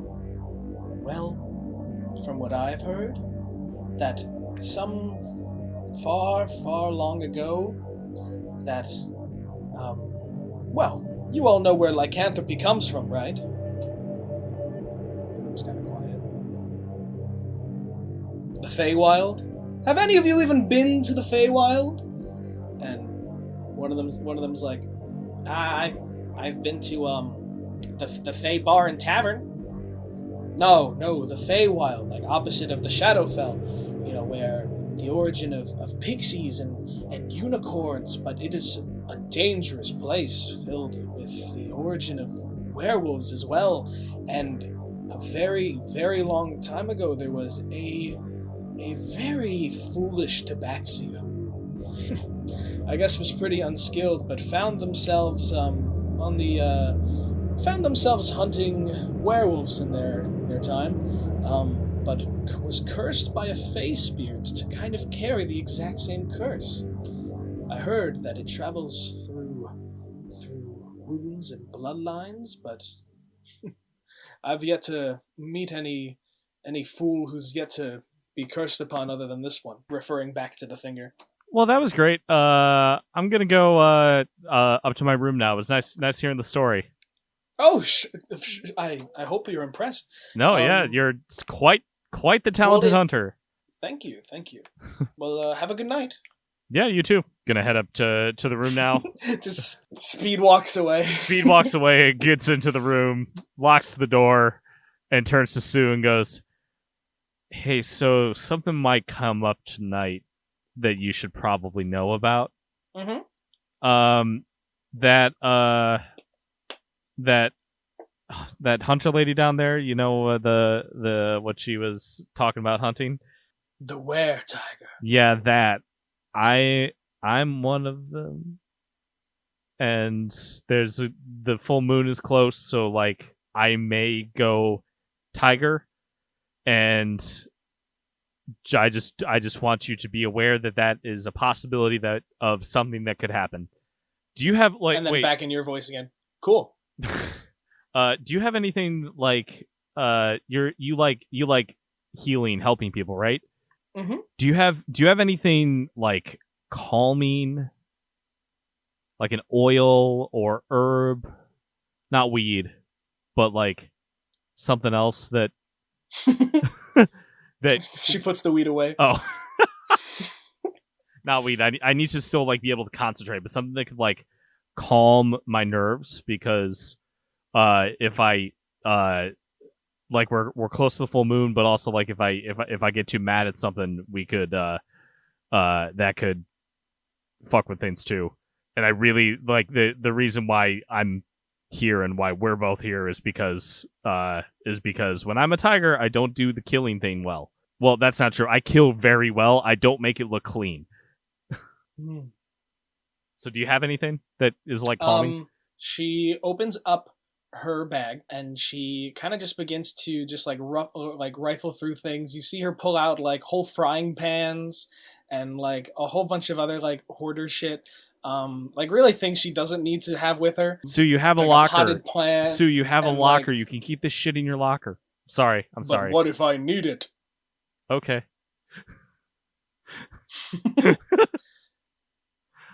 You're trying to help me. I shouldn't lash out at you. She pulls out two things. She pulls out a herbalism kit, and she pulls out a small leather-bound book.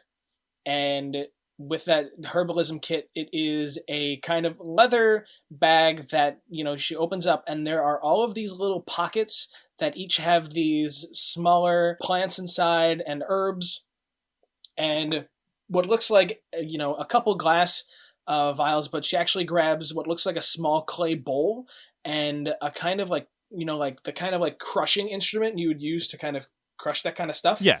And she takes a few different leaves that you don't necessarily recognize in a flower and crushes them for a second, and then leaves that bowl there for a minute, and then she mixes it for a second with her own kind of feathery fingers, and then she actually takes some with her thumb and then bring that up to you. She rubs some on your forehead temples and just a little bit under your nose, and you can smell it. It's somewhere between like lemon, red pepper, and Vicks Vapor Rub. And as she finishes that, she kind of like looks at you, says, "Now," and then like gives a little fake kiss. And then she grabs the leather book, and then she starts kind of flipping through them as if looking for something. And then in a voice you don't recognize, "Bless. You bless up to 3 creatures of your choice within range. Later." Oh, okay. Yeah, that sounds great. Thank you so much. We're going to be a wonderful team, right? Mm-hmm. Yeah, okay, cool. Wonderful team. Yeah. You and me. Prove we're not worthless.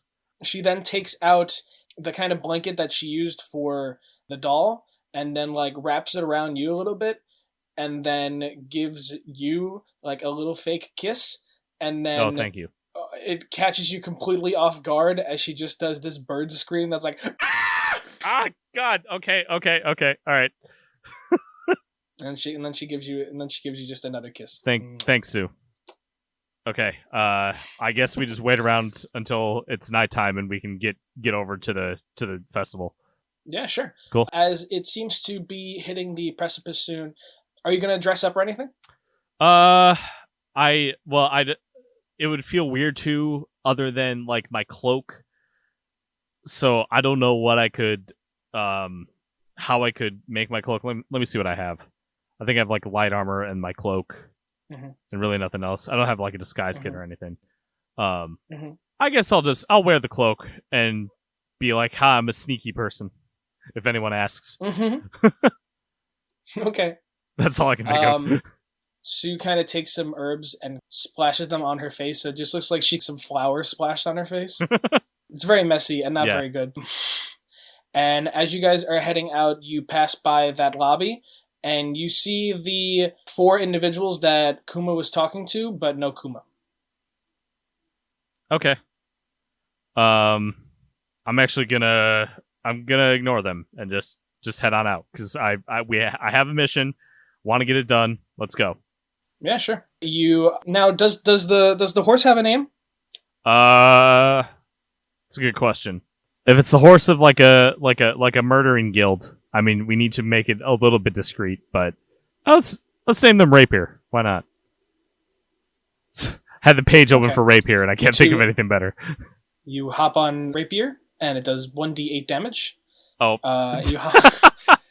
You hop on Rapier, and Rapier gallops off back onto Valenci. And with that, you're definitely you're probably there maybe about like 15 minutes before sunset. And at this point, you can definitely see the streets are a lot busier. People are kind of like, some people are wearing kind of masquerade masks. Other like one, you see like some kids in like full costume. You do see a stand where there seems to be someone actually selling some masks as well as some sparklers. And you see another one that seems to be selling some flowers, different color sparklers, and maybe a few, and what looks like some jewelry. I'm definitely going to get a mask. Yeah, sure. Make a perception check. 11. 11? Then 11, it looks like they still have a pretty good variety there. You see a few different ones that they look kind of like plain masks, but that were made almost out of like a very kind of thin clay that have been painted over to have different designs. Some are like a skeleton, like a skull, while others seem to be like based off of animal designs, and some are just colorful. And so there's a pretty like wide array of ones. Sue grabs one from the side that looks like what appears to be a kind of almost like porcelain-looking face, with kind of like pale, like a pale woman with like red lipstick and like thin eyebrows with a happy smile. But it kind of like lays like over the eyes and then like flat over the beak. Over the beak, yeah. Sue, I don't think those are those are made for you. Sue goes to like turn to you, but then not really being able to see now with the mask on, kind of like bumps into the cart for a second, and then is like, "Oh yeah, you're right," and then takes it off. I'll take I'll take one of the colorful ones. I'll take one that's like if it's like a deeper blue or purple, so it's got a little bit of color, but it's still pretty muted. Yeah, you find one that seems to have these like blue features. It almost looks kind of Genasi in nature, with these like purple accents that line the face, as if like the face has these kind of twisting waves moving up and down it. Definitely like water Genasi inspired, but you think about how like this is supposed to be like a beautiful like water Genasi woman compared to like the water Genasi which is like Krevin. Yeah. Who definitely looks nothing like this. And then Sue finds what looks like a very poorly made mask. You realize that there's 2 people that are working the stand that you're at. It seems to be an older gentleman with a gray mustache and a younger girl, and the man seems to kind of be working on a lot, like handing out the masks, and he is most likely the artisan here, while the younger girl is like playing with some of the masks, and even has like this like little clay bowl that she has, but it is like cracked and has like some holes in places. But the little girl has kind of like painted over the bowl to just be like kind of colorful, and Sue kind of gets the little girl's attention. She brings the bowl over, and the bowl kind of just like fits over her head and her eyes, as if like just like over like the top half of her head. Yeah, and with like her eyes kind of just looking through like the broken pieces of glass. Cool, we'll take. Or I guess the broken pieces of bowl that kind of like crack out. I'll pay for those two masks. And then Sue points to one sparkler and is like, Yeah, sure. You can have that one. And then she grabs the sparkler and sets it off. With that, you kind of now get a better look at the courtyard itself. It seems as if a lot of people are here. People seem to be either well dressed, like in a kind of like well dressed kind of masquerade style, or somewhere between kind of like very fancy masquerade and like Halloween party. That these people are either dancing a little or kind of talking to one another. It isn't too difficult to make out a lot of the previous people that you've seen so far. Like you are able to see the fence working boy a bit over to the side, who is wearing this kind of white mask that he doesn't even look like he got dressed up, like he's still in his work clothes. And he just has that kind of over his face. It is almost like a Teenage Mutant Ninja Turtle like ribbon mask that just like goes over his face. Yeah. And you could probably make out a few others, but it's a bit crowded right now to see more. You'd probably have to make another perception check. Yeah, let's do that. Just try to... I especially want to see if I can find Seol anywhere. Mm-hmm. That's a 21. Okay. With that, you sneakily make your way around the party, looking at where certain people are. On that stage I mentioned, there is a small band of about 3 people. One seems to be playing the violin, another one seems to be playing the cello, and another one seems to be playing, we'll say, a bass. Like we'll just get all the strings in here. Yeah. And it is kind of like a fancy but also like fantasy atmosphere. I'm such a good narrator. You're doing fine. It's a fantasy party. There's fantasy people, fantasy masks. You know how it is. Yeah. And you see the one woman with the darker hair, kind of leading the older guy around. You see the 2 twins, kind of just like looking around the party, people watching, and you see Seol, who is sitting at a table with a couple other people. He seems to actually be a bit more dressed up, as in almost like a very nice, not like you'd think of like a modern day kind of suit, but like a very nice jacket with a dress shirt, and wearing this Zorro type mask. But you can of course like immediately tell his big fuzzy beard, as you see him sitting at a table with about 2 other people who he just seems to be laughing and talking to. With that, you're kind of making your way around the party. You see the older girl who was previously leaning on the statue, kind of just keeping to herself at one of the tables, just watching a lot of the other people enjoy each other and have fun. There is a very large table that has a plethora of food. You see that one guy's very large turkey there, like it's a huge turkey, and you see people like chowing down, and while there is also like a plethora of other food, the only person who you kind of take a second so far that you haven't really noticed, it actually kind of almost sneaks up on you, that boy Tuck. The mask that he is wearing is kind of just like some dirt on his face. Like he just almost took like some mud and just like decorated his face. I want you to make another stealth check with disadvantage. 15. Okay. You're kind of almost like thrown off as this boy has snuck up on you, and in a very weird way, you're now noticing the boy kind of looks you up and down, but make an insight. I'll let you make an insight or a perception check. I feel like insight. I think I want to figure out wisdom, but I want to figure out what this boy is about. And that's gonna be a crit 1, so I'm not gonna know anything. Okay. Okay. You're not sure what he's trying to like necessarily take in. You're kind of like, what are you like body language? You're just like, what are you doing? And before you get the chance to say anything, he just says, "I know what you are." If sweat was visible, you could see it. What do you mean? What do you mean? Mm-hmm. He walks away. Okay.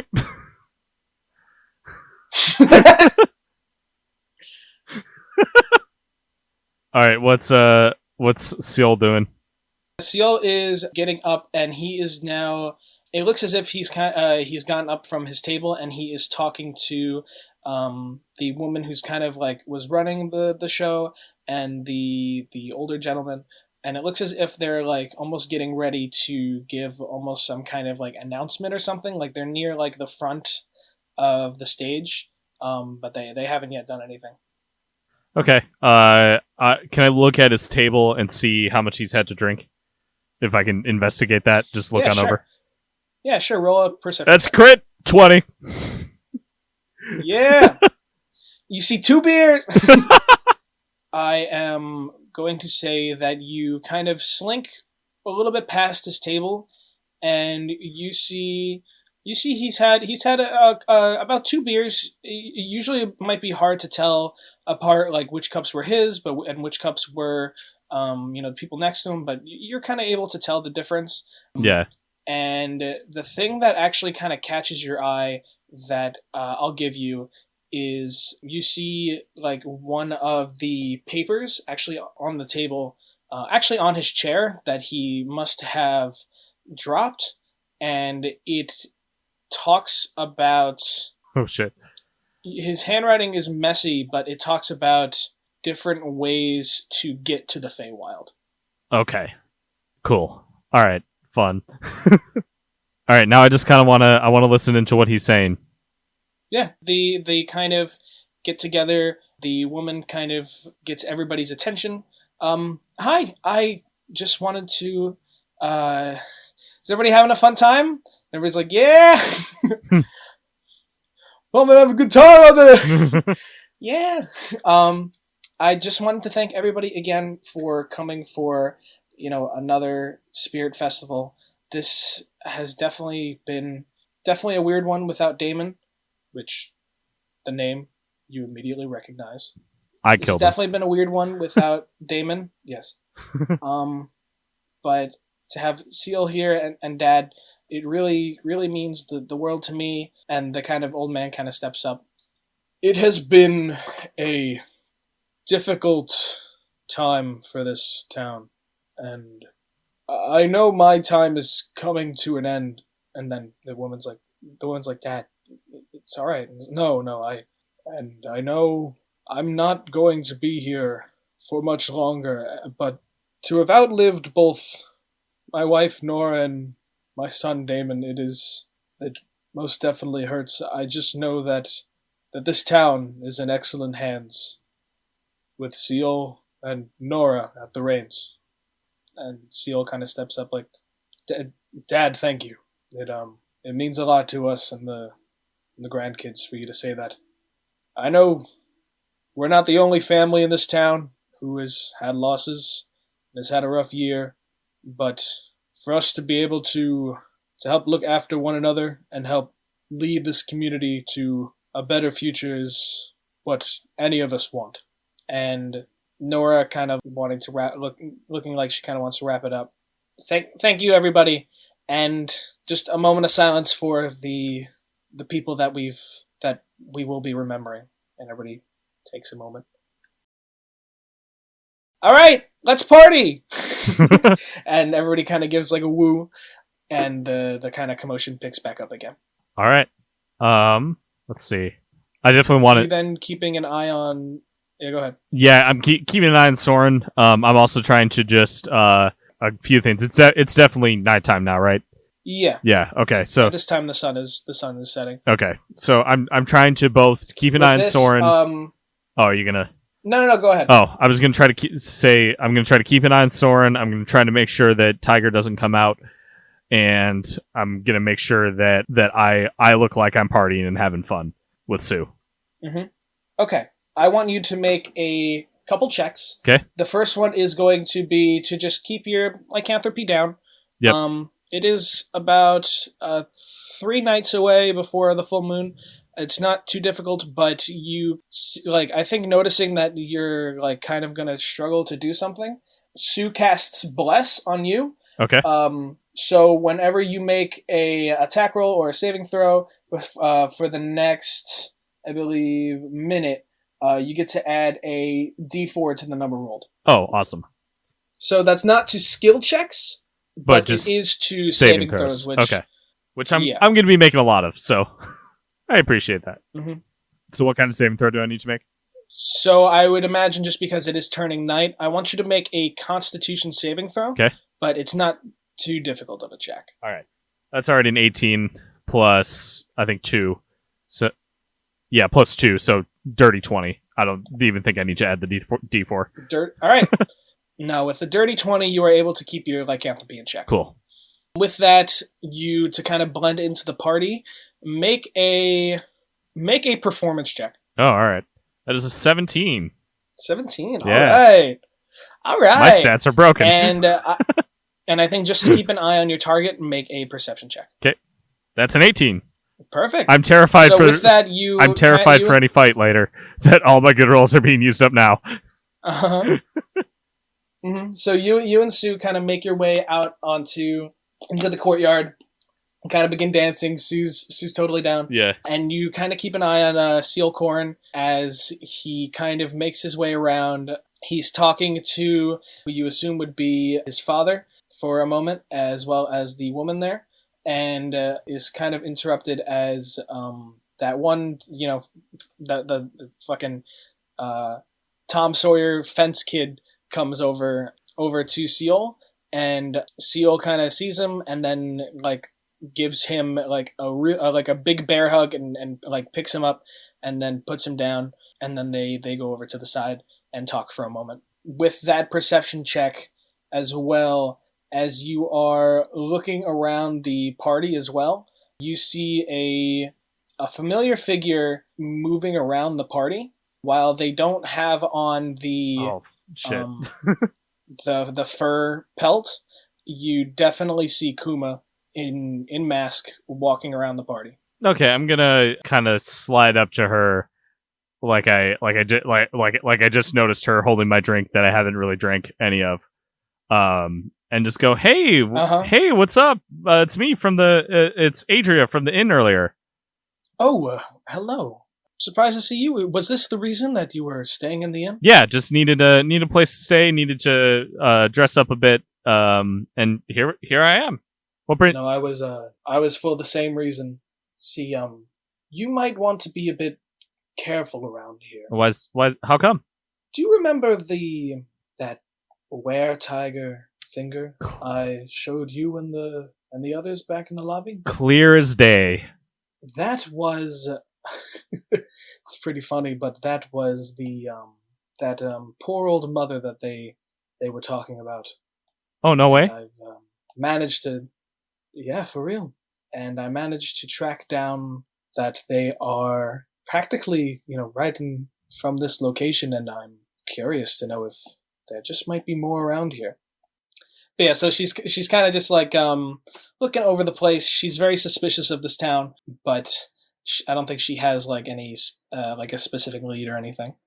Okay. So what's got you so interested in were-tigers? Well, for me, it's the fact that they come from, well, an entirely different plane of existence. Yeah? I mean, it is absolutely incredible to hunt not only a beast that wants to pretend that it's a person, but tries to blend into the people. Crazy, isn't it? See, you'd want to pretend that a human or an elf or a dwarf might be the most kind of dangerous game, but to have a humanoid capable of such a bestial nature, that is what is the true danger. Oh, I'm getting goosebumps just thinking about it. Cool. Well, you have fun. Just be careful. I promise I'll be careful. I promise. Make sure to have a drink. Make sure to relax a bit while you're here. It's a party, festival. Woohoo! I'll take it easy. Just make sure you stay on your toes. I will. Believe me. She kind of like gives a little dance off as she walks away. As she walks away, almost like waiting for her to walk away, the younger boy, now with the two twins, comes up to you. Oh, hey, what's up? He told us what you are. I don't know what you mean. Okay. Bye.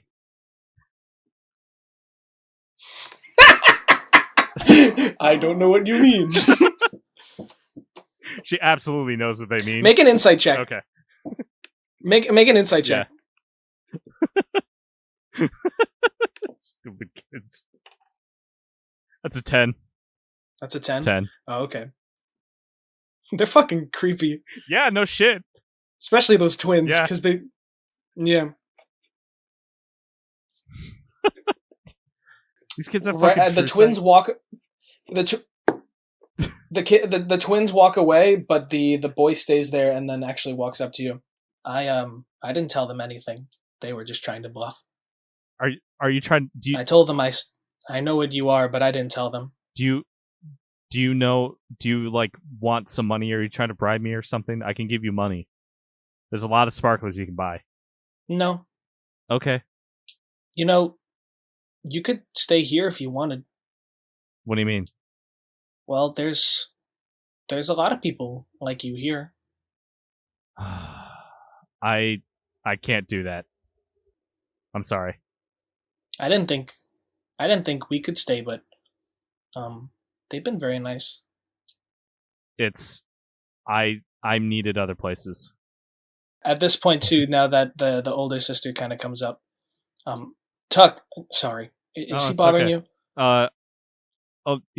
He's fine. He's fine. Okay. All right, Tuck, go play with the twins. All right. Okay. Sorry about that. No, it's okay. It's okay. My name's Rose. What's your name? Adria. Oh, okay. Yeah. Hi, Adria. Nice to meet It's you. nice to meet you. I haven't seen you around. What brings you to the festival? Oh, me and my friend were what's Sue doing right now? She's dancing. Okay. Me and my friend over there, I motioned to Sue. We're traveling off off really, really far from here. And stopped by to just take a break and heard about the festival and wanted to check it out. Yeah, this is I don't know, it's usually a little bit more lively than this. Yeah, I heard was that at least from my perspective it is. Was Darren important to y'all? Well, he was important to me. Uh-huh. Well, you've got, and she kind of like, you still see the woman talking to the older man, referring to the older man. That's Bartholomew Nora, and he has his 3 kids, Seal, Nora, and I don't know if I said Darren earlier. I think I meant to say Damon. Damon, you might have said Damon. I think you did say Damon. I messed it up. Pretend I said Damon. That's okay. He's Damon. He's Damon to his friends, and his other son Damon.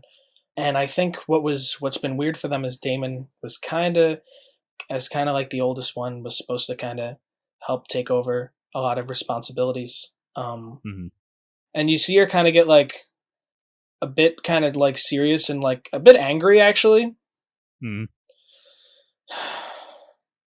At least Seal's alright, because Bartholomew's a fucking dick. Oh, is that so? Yeah. What's the deal with him? Me and Tuck, we've kind of been on the road for a bit, and I don't know, the Corins, they're not royalty, but I think they definitely, in the eyes of this little town, they certainly seem like it. And Damon kind of took us in, and kind of took care of us, and then just to kind of come home one night and him not being alive. But Bartholomew doesn't really see us as his kids or grandkids as or blood, I guess. Yeah, I'm sorry. Yeah, he's a dick. Sorry, I kind of unloaded. No, that's okay. That's okay. Listen. This thing's about like loss and remembrance, right? It's okay to grieve. Mm-hmm. Death happens. It's just on my mind. Enjoy the party. You too. Okay. Can I do? By the way, feel like such a dick for saying death happens to to the person whose adoptive father I killed. Oops. My bad. I don't feel like it, or Maia doesn't feel like a dick. I do. So, let's see. Do I know the client that the name of the client who ordered the assassination of Darren and now Seal, or is that kept secret? You do not. Okay. That's kept confidential. Okay. If you want, you could do a little detective work. I suppose. I think I called her Nora. I was looking at the wrong name. But I will give this anyway. The girl you were talking to, Tuck's older sister, is named Rose. Okay. And the sister to Seal and Damon is Nora. Okay. That was my mistake because she is named sense. after Bartholomew's wife. Yeah. Nora. So that was my mistake. Cool. All right. Is there anything you want to do, or if not, I'm going to have you make another perception check. Let's roll that perception. That's an 11. Okay. All right. With an 11, I think just because you're keeping an eye on Seal, you see him actually kind of step away from the party for a moment. Like he steps out of the courtyard and kind of like out into the street, or out towards the street. I'm gonna follow him. Okay. Make a stealth check. 22. Okay. With that, you're able to follow behind pretty decently. I'm gonna say you kind of left Sue at the party, just to kind of keep it. Or do you want Sue to come with? Sue's gonna come with. Okay. Sue will follow, but I won't give you too much disadvantage for her keeping Sue. I think Sue can kind of, just because like she's a dexterous kind of Kenku, doesn't hold you back too much. Yeah. And you to kind of follow along pretty easily. You're not really sure too well where he's going. Make a investigation check. Okay. That's a 7. That's a 7. Yeah, you kind of keep following along, not really sure like where is he going? Like the party was back there. Why is he just like walking away from it? And you continue to follow, like he steps out of town and even just like continues to like keep going into the woods.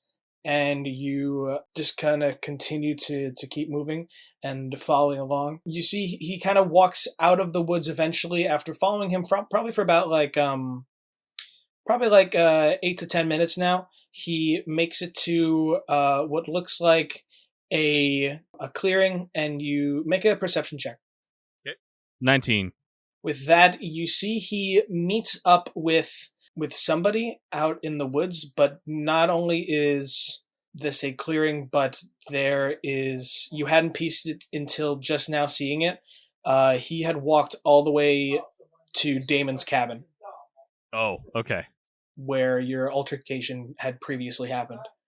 And he is meeting with another man who you don't immediately recognize, but he seems to be another human man, not as, big and gruff, and isn't, as dressed up for the party, but you see Seal kind of reach into his pocket and pull out a lot of the, whatever papers he has on him, and just kind of hand that to him.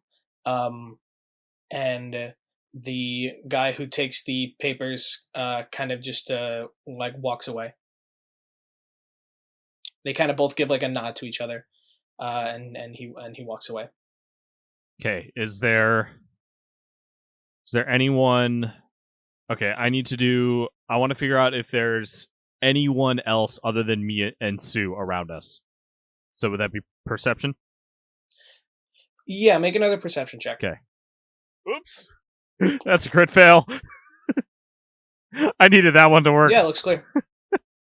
Damn it. Okay. Oh, fuck. With that he kind of takes a moment to himself, and he is kind of just looking around. He puts his hand on the cabin, and he kind of gives a look around just to make sure nobody's around. Make another stealth check. That's a 23. Okay.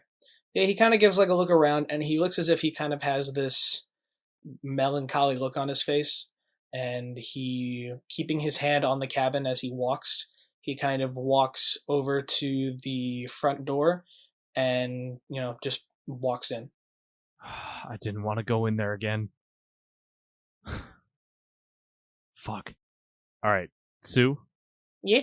This is... I think this is when we're going to have to do it. We're away from, everyone. We can get in, make it look like an assassination, and get out. No problem. Okay? You cannot. Mhm. You cannot resurrect him. You can't. I know you like to help people. Okay. But this isn't the time. Okay. Okay. And I'm gonna sneak inside, and I think that this is me gaming a bit here. I think that Maia's gonna follow him inside, or try to get inside too. I think that the stress of being here is gonna get to her, and pump her adrenaline a bit. So I want to make a saving throw just to see what happens. Yeah, sure. Should I do wisdom or constitution, do you think? Make a wisdom. Okay. That is a 3. With that, here we go. You go to step towards the house, and as you are kind of like stepping out of the woods, just seeing the same cabin, images from that night kind of begin to flow through your head again, of, you know, being able to be lucky enough to find him home alone, and but having no idea that he was a were-tiger, and, you know, getting hurt but still being able to come out alive. But this really changing your entire life. You feel your heart almost beating out of your chest, and at like such a rapid rate, and without even thinking about it, that kind of anxiety taking you, you kind of let go of your focus for a second, and you feel that curse overtake you. As now, do you feel like Maia's kind of size increases? Yeah, it doesn't have to be exponential, but I have down her changes size wise. She goes from 5'4". Well, you tell me, what does the transformation look like? So as soon as she realizes that that the tiger is coming, she swears under her breath. She's just like, "Fuck," and kind of gets to where like the act of growing is not going to make much noise. Starts growing in both height, muscle, and her.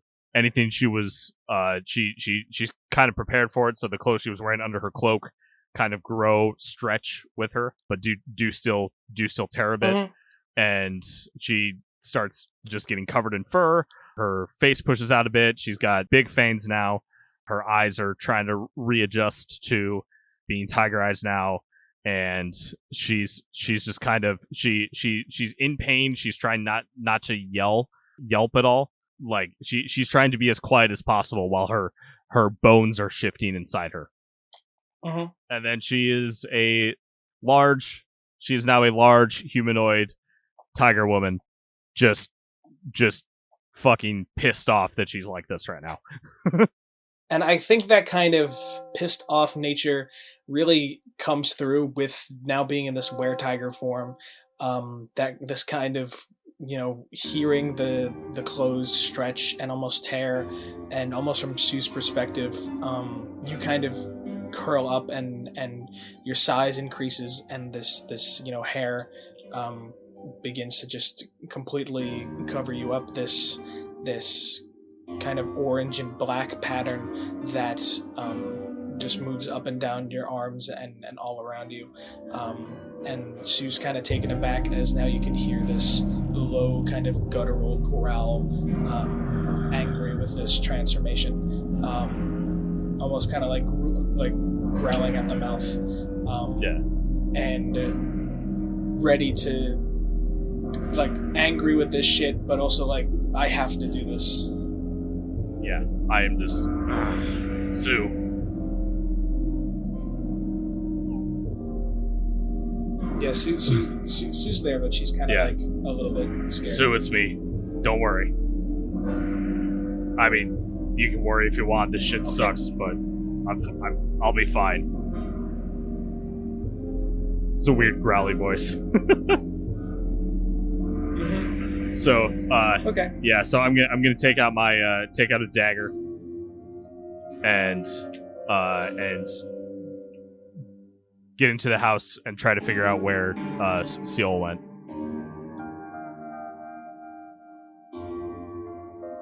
Okay. Make a stealth check for me. Yep. And I'm at disadvantage because I'm Tiger now. Wow, I rolled a 16 both times, so plus 8, 24. Woo! Woohoo! All right, with that, you kind of like, now knowing the rodeo here, you take a few steps forward in your were-tiger form, and you make your way to the side of the house, pressing your kind of ear to the wall, trying to figure out where Seal is, and you've managed to keep quiet. Make a perception check for me. 13. Does she get like a bonus to perception? No. Okay. With that, I think you can hear him walking around inside, but it just sounds like one pair of footsteps. Okay, I'm gonna move towards those footsteps, dagger drawn. Yeah, I think with that previous stealth check, I'll still give you that you were able to make it into the up to the front door, which is still open, and you immediately remember the scene now that you are inside. It's a cabin, but it's pretty open. Previously, it was 2 beds with them both kind of near the corner, with like a kind of kitchen and counter near the other side, with what looks like maybe like a small like hallway and maybe possibly a bathroom. But other than that, like the whole area is kind of open between like a bedroom and a kitchen area, as it's a bit small and quaint. And it seems like maybe the only other room that's kind of closed off is a bathroom, but that the bedroom is kind of out in the open. Now those 2 beds are there, but one is kind of very neatly made while the other one is messy. And you see Seal kind of just looking down, is kind of on like one knee, kind of just like looking at the, like the well-made bed, and he kind of just has like a hand on the sheets. All right, I'm gonna try to approach him, and I guess, would it be sneak attack? Would it be just make a stealth roll? Okay. And then I want you to, and then depending on that, it will be a sneak attack or a regular attack. Okay. That's 26 or 19. So 19. 19. Okay. With that, he has not noticed you. Okay. And then because he has not noticed you, we've essentially. Surprise round is a little weird. Some people consider it as like a round before combat, but even though it's supposed to be like a condition during combat. But right now, I think it's easier to just do it before combat. Okay. Since he's quote unquote surprised. Right. I also get, as my assassin subclass, I do get advantage on this attack, since my enemy hasn't moved yet. Okay. All right. So. All right, that's 12 or 17 plus 4, 21 to attack. 21 to attack, that hits. Cool. What's the damage? Okay, so it's going to be 1 plus 6 plus 2, so 9 damage. And that's including sneak attack? Yes, because I was doing the dagger, which is 1d4. At third level. All right, yes. So for 9 damage, where is it like you're aiming to stab? It's a good question. I want to make this quick. I think just his back. I don't know anywhere specific. I don't know enough personally about assassinations to know where to assassinate people. Mm-hmm. Okay. I think with that, you bring your dagger down into his back, and he almost screams out in pain, which almost immediately begins to turn into a roar. And I don't know if you jump back for a second, but he kind of whips around in surprise, and in almost a moment, his skin begins to change. He blinks, and his eyes turn just this glowing green with these cat-like pupils. And while his skin does become this orangey kind of yellow fur, it isn't the same kind of tiger pattern as Damon had. He is becoming this almost shows this like cheetah-like pattern as he grows in size about a foot. And I need you to roll initiative. All right. It's about time. 3 hours. What is it? 3 hours into the session? Get your roll initiative. Yeah. Oh, that's an 8. Oh, plus dexterity, right? How's initiative work? Yep. D20 plus dexterity modifier. All right, then that's a 12. Okay. That means that you go first. All right. I'm going to just kind of say, sorry about this. Part of the job. And I'm going to, with the other dagger still like in his back, I'm going to take my other one and try to stab him in the stomach. Just from both sides. Yeah, now that he's turned around, he has not really moved. Do you still get your assassination thing? I think I still get advantage. If he hasn't moved, then I get it. All right, then you get advantage and you get your sneak attack damage. Okay. All right, that's going to be either 14 or dirty 20. Yeah, with that, the dirty 20 hits. Okay. 2 plus 5, 7 plus 2, 9 damage again. 9 damage again. All right. With that, he takes another... You apologizing while doing so, you take that other dagger and send it right into his stomach, and as you do, to kind of regain your balance too, like replacing your kind of back leg, you're kind of left to twist the blade in place. And with that, you can almost see like definite kind of blood beginning to trickle down the side of his cheek. And he's going to attempt to scratch you with both of his claws. Okay. That's a 13. That does not hit. And a 20. Dirty 20. That will hit. Okay.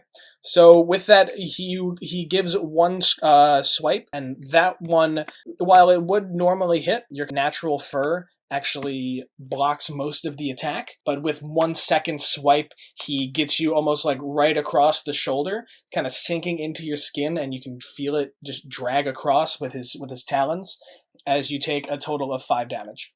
Okay. With that, it's your turn. Okay, I'm going to kind of let out a roar of pain, and I'm going to, with the dagger still in him, I'm going to now take my claws and swipe at him. Go right ahead. Okay. Actually, I don't know if I add any modifiers to this or not. Well, I feel like claws, that's going to be dexterity. Okay. So with that, you're going to add your... I would argue I don't think that she's proficient with them. No. Yeah, even though they are her hands, Yeah. but I would add your dexterity modifier. Okay, that only makes it a 10 though, unfortunately. Okay. Yes, that does not hit. Well, give me another swipe with the offhand claw. Okay. That's a 12.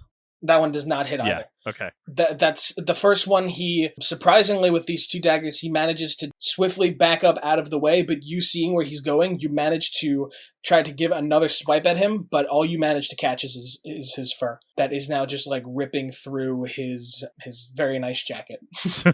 With that, he is going to attempt to grab you and bite down on you. I need you to make a strength check. Okay. As he's going to try to grapple.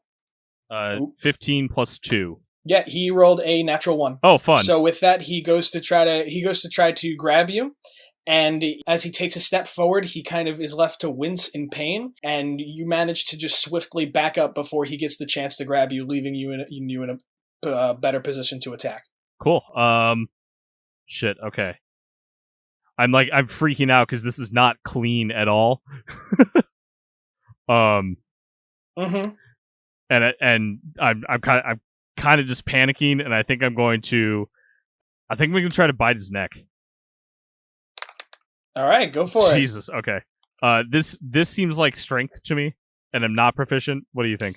Yeah. We'll say that the bite is strength. So with that, roll a d20 and add your strength modifier. Okay. Well, that is a crit fail. Woo! Woohoo!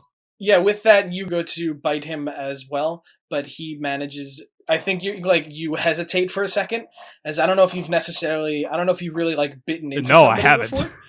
Maia's not good at being a tiger. As you're like, I guess I'll go for it, and you go to bite, and I think he kind of sees it coming, and he actually grabs like the sheets on the bed and almost like just like stuffs it in your open mouth while you're like rearing to give a bite. With that, for his turn, he is going to try to make a dash for the door. So you get an attack of opportunity. Okay. I'm going to do this with my claws again. Try to. Mm-hmm. That is a 13. That does not hit. Okay. Jesus. Maia. And give me the other claw. Okay. Oh, that's a 22. 22? That one does hit. Roll for damage. Okay. It's going to be 1d8 plus dex slashing. That's going to be 10 damage. Oh, shit. With that, he goes to run out the door, and with him turning his back to you, you try to take both claws and scratch down his back. While your left hand doesn't catch purchase through his fur, your right one does. As you can feel the talons almost through butter, you are just like right into the right side of his back and straight down. And he is left where he like falls down to his knees, and it is now your turn again.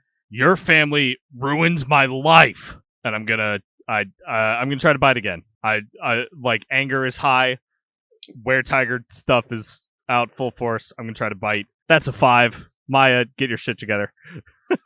I'm gonna say at this point you realize that. Well, actually, I did say that he falls to his knees, so I think I'll give you advantages if he was prone. Okay, that's gonna be 13, which I still don't think it's. Nope. Fuck. With that, you actually you bend down to try to bite him into his neck, but he actually like grabs you by the throat and pulls you down with him. And he like, you can kind of like, he is shaking as if he is like trying to like hold on for life as he is kind of just like bleeding. He tries to say something, but it's kind of gargled. And make a strength check for me. Okay. That's an 8. Well. That is... Oh, that's a 5. Yeah, he kind of grapples with you for a second, and he's trying to like flip over and still like hold you, but he can't manage to, and you are still fighting back. He actually tries to give like a bite down, but before he gives the chance, now that the sun is down and you two are just like fighting in this dimly lit cabin, sacred fire that blasts through the front door almost blinds you for a second as it hits Seal, hitting him almost directly onto his head as he growls in pain. And the grip that he is holding on you completely loosens as he is trying to kind of let out a scream, but falls limp to the floor. I look at the door. Right there is Sue. Sue, you did it. Well, wait, hold on. I look over to see if he's dead. Make a medicine check. Okay. Not great at that. 14. I'm apparently better at medicine than I am at biting. Yeah, he's dead. He's dead. Okay. You're like, wow, I've never. He's okay, but is he like dead? Yeah, he's dead. Okay. Cool. Shit. Okay. So we gotta make this look as you know, as neat as possible. We really only did shit in this room. Do you have like mend or something you could do on the door? She flips through her book. Okay, I'm gonna like set him up and like make it look like it was cleaner than it was. So I'm gonna take the body, and there's blood everywhere for sure. But I'm gonna set him up against the. I'm gonna set him up against the against his bed, what I assume is his bed. And just leave him there. And I'm gonna pant. So I was like, and just be like, I'm sure that you would have done well for this town, but your family ruined my life, and I feel like I don't even feel satisfied.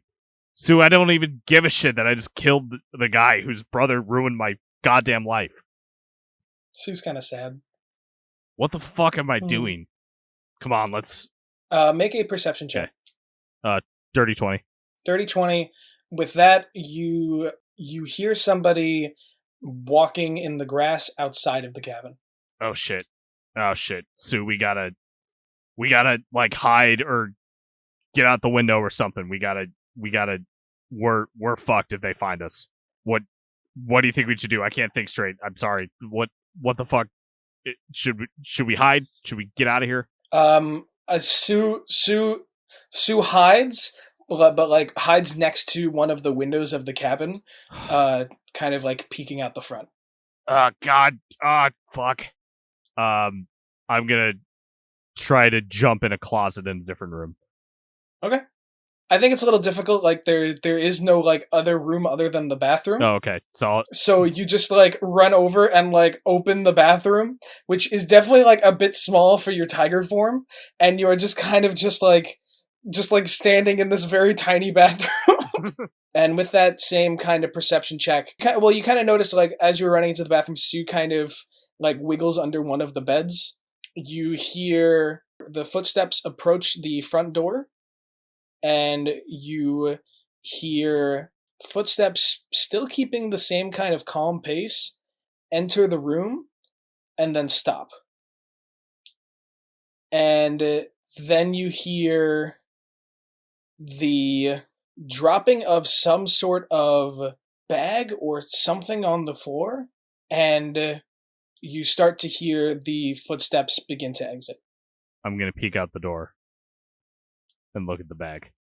I think that's easy enough. As you look around, like, nothing's been touched, the body hasn't been touched, and you look down in this bag, and it appears to be a fairly large leather satchel, and inside the bag is you kind of open it up, and I think it is one of the largest sums of money that you have seen in your life. I don't know if you've seen, like, a platinum piece before. Oh shit! But there is gold in here. There is platinum, and yeah, that's all that's in the bag. I'm gonna take it. Make another perception check. 13. Okay. Well, before you actually exit the cabin, Sue's kind of hesitant to grab the bag. She. Go ahead. Oh, this might be our payment, Sue. It comes in weird ways sometimes. Sue kind of now crawled out from under the bed, very quietly mimicking a voice. I just wanted to thank everybody for coming tonight. Was that Nora? Was that the name? Yeah. What? And Sue kind of gives a nod. Nora. And Sue nods. How did she seem when she saw Seal? Okay. Like, not upset? No. No? Happy? Or just okay? Scary. Okay. All right. We'll talk to the folks back at the Underdark. But I think we did it. You wanna head out? I think Sue seems very, like, Sue's hesitant. Do you want me to leave the money? I think Sue's kind of unsure what to do, and she just kind of leaves the cabin. Okay, I'll go with. Do we just go to our horse now? What do you want to do? I want to get the fuck out of here. Okay. Sue reaches. Well, I think she was still wearing it. She takes the like the rainbow colored, like, broken bowl and puts it into her bag as you guys head for your horse. Okay. Yeah. Make a stealth check for me. That's a crit, but disadvantage. 14. 14. With just a 14, that was a stealth check, right? Yeah. And then make a perception check as well. Okay. Love making those. 18. 18. I think you notice her before she gets the chance to notice you, but you see... No, sorry, I keep getting their names mixed up. Sorry, the woman who paid you, her name was Nora. Okay, that was Nora. Named after her mother. Oh, yes. Yeah. And yes. the sisterly person is named Rose. Okay, so it was Nora who... Yeah. It was Nora who... It was Nora who paid you guys. All right. That makes sense now. Everything makes sense now. Mm-hmm. And with that, you see Rose walking through the woods, and make an investigation check. That is a dirty 20. Okay. With that, I think you can piece together that by the way and the direction that she's walking, she is heading towards the cabin. And as she is walking, I think you, with the higher perception check, her not noticing, a arrow actually flies through the air and lands in Rose's back. All right. And Rose gives out this wail of pain. I'm going to... Can I do perception to see where the arrow came from? Yeah, go right ahead. 23 or 20, 21. 21. With that, you can see a little bit farther in the forest. You see Kuma, with her longbow drawn, already reaching for another arrow. All right, I can't let Rose. Like, I can't let this happen to Rose because I feel bad for the shit that I put this family through already, and I'm not gonna let Kuma do this. And they're not by blood. Rose isn't a tiger, were-tiger, or were-cat. I'm gonna turn to Sue and say, "Heal her," and then I'm gonna try to sprint through the woods towards Kuma. I don't even care about being stealthy. I'm trying to get to her quickly to knock the bow out of her hands. Mm-hmm. I want you to roll initiative. Okay. That is 15 initiative. Sorry, I rolled a 53. I think that. Sorry, I rolled 3 d20s for the 3 people involved. That's just funny how Dice Partition does that. And then, what did you roll for initiative? 15. Okay. With that, Sue actually gets up to Rose first, and you see her begin to cast a healing spell. As you are now dashing through the forest, Kuma actually sees you coming and gets a chance to react first. Okay. Her just seeing a were-tiger just fucking run at her. Yeah, I imagine. She's going to take a shot. That is going to be a 13. That does not hit. No, that one, you feel it go through your armor, but does not pierce your fur as you continue to sprint forward. Why don't you make 2 claw attacks? Okay. 19 and 9. 19 and 9. Yep, one of those hits. Cool. Can I try to knock the bow out of her hand with one of the swipes? With that swipe? Roll a sleight of hand check. Okay. 18. All right, yeah, I would say with that you manage to swipe the longbow right out of her hand, and it lands about 6 feet away from the two of you. And how much damage? Are you just trying to swipe it out of her hand, or are you trying to deal damage? I'll do a little bit of damage just to drive a point home. Only 8 damage. Okay. Yeah, you go to try to make one swipe, and she kind of blocks it with the longbow, but now that you have it kind of in your hand as well, you not only, like, with your other open claw, swipe across her chest and up her arm, leaving her bleeding, but you swipe the longbow right out of her hand, which sends it spinning and clattering about 6 feet away. And then with that, it is... Hold on. She's not who you want to kill. Say as a were-tiger is in her fucking face. Yeah. I wanted to see if she recognized, you just from, like the armor you were wearing. Yeah. But she does not.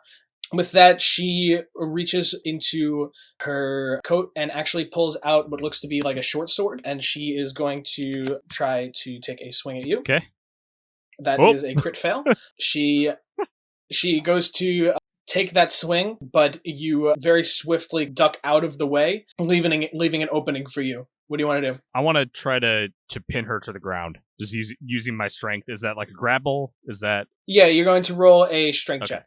That's a 7. All right, she rolled a 16. You go to try to, now that she's kind of fumbled with her short sword, you go to try to jump on her and grapple her to the ground. And while you try to grab her, she gets her arms underneath yours and manages to push your arms up and over and tries to take another swing with her short sword right at you. That is going to be a 12. That does not hit as it slices right across your fur and armor, not making a slash. With that, what do you want to do? Jeez. Because I don't want to try to grapple her again. I think I'm just going to shout, like, stand down. Make a perception check for me. 14.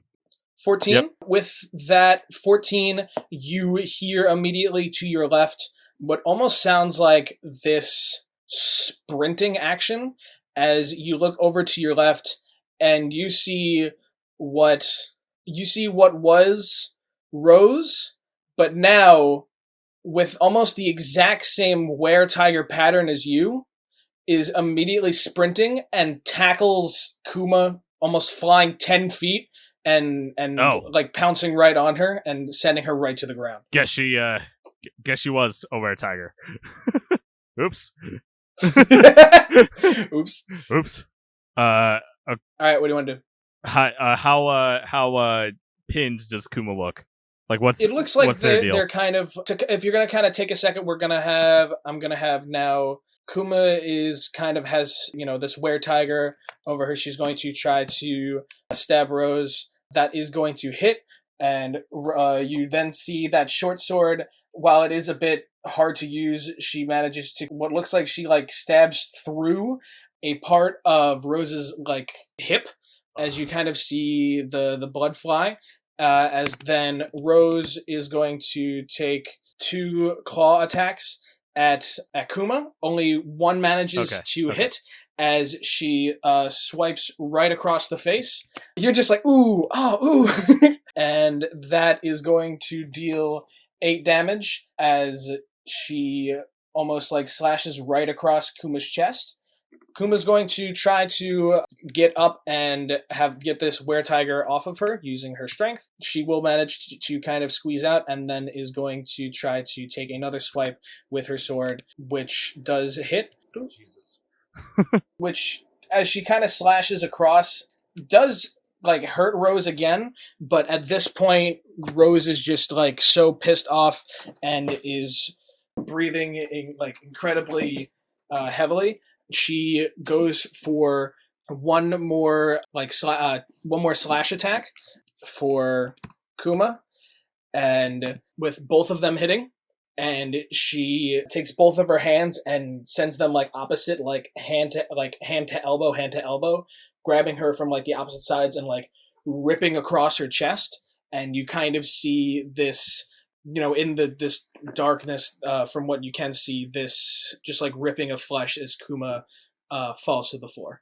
I'm gonna go over and to Rose. I'm gonna go. Are you okay? You're clearly fine. Did you kill her? I can't tell. Yes, I did. Okay, I'm sorry. You don't deserve. I think what's it's coming for at you. this. No, go ahead. Forget I said anything. It's at this exact point that she connects dots and not only recognizes who you are, but recognizes your exact pattern of fur. So I want you to roll initiative. Oh, fuck. Well, here are the consequences of my own actions. All right, that's an 8. Oopsie. Me sowing. Haha, yes. Me reaping. What the fuck? Shit, this sucks. Damn it. What'd you roll, an 8? Alright, we got Rose that's at a 20. And let's see how Sue does. Damn, Sue crits. Nat 20. Nice. Sue what the oh god, where's my phone? I need Sue's spells. Oh, I hate spellcasties. Sue's gonna hit you with a Cure Wounds. Hell yeah. So that is +3, so you heal for 8 hit points. Sweet, back up to full. And with that, it is now Rose's turn as she gives out this extremely loud roar that almost concerns you for a second with just how loud it is. And she immediately begins to rush you and is going to try to grapple you. Okay. I need you to make a strength check. That's a 6. I'm really bad at strength checks. Oh boy. That's a natural 1. Rose, in almost complete anger, goes to dive for you, and you kind of use her energy against her and throw her across. And with that, it's now your turn. Rose, I'm sorry. It's my job. It had to happen. Listen, it's I was hired. No excuse for doing the killing, but you should know Nora's the one who hired us. Your aunt. She wanted this to happen. I need you to know that before whatever goes down goes down. She stops for a second. I'll pull out maybe I gave the money to Sue, or maybe I have the money, I don't know, but I'll pull out the satchel. This is the payment. This was it. Do you recognize this satchel? Recognize anything about it? Because that's who paid us to Listen, I know that me killing doesn't make it better, but I want you to know that you deserve to know.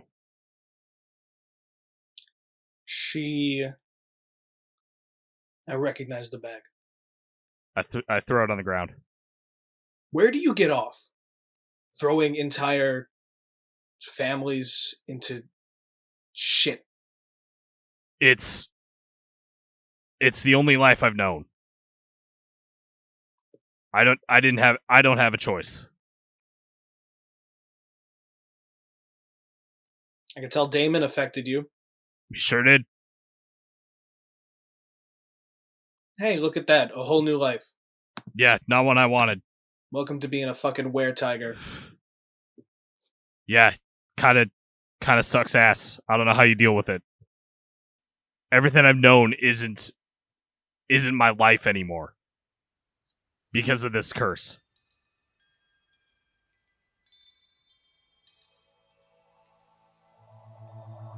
Once you begin to understand, it's not a curse and it becomes part of your body, part of who you are,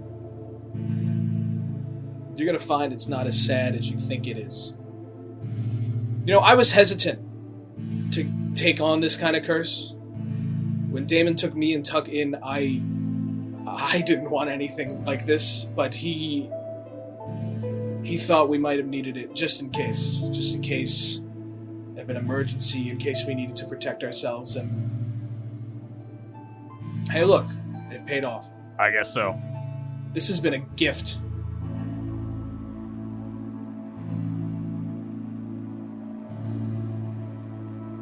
I can't take back what I did to Damon, to Seal. You probably didn't know that part. That's what I just got paid for.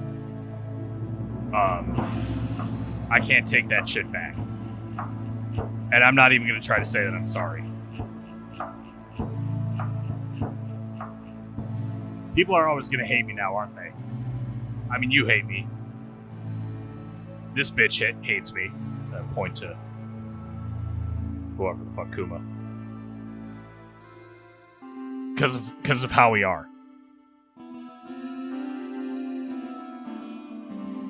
I felt that before. When I was kicked out of my old home. And now I'm feeling it again. You know what's fucked up? What?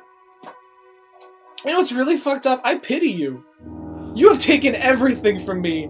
Yeah. And I pity you. Yeah. I don't blame you.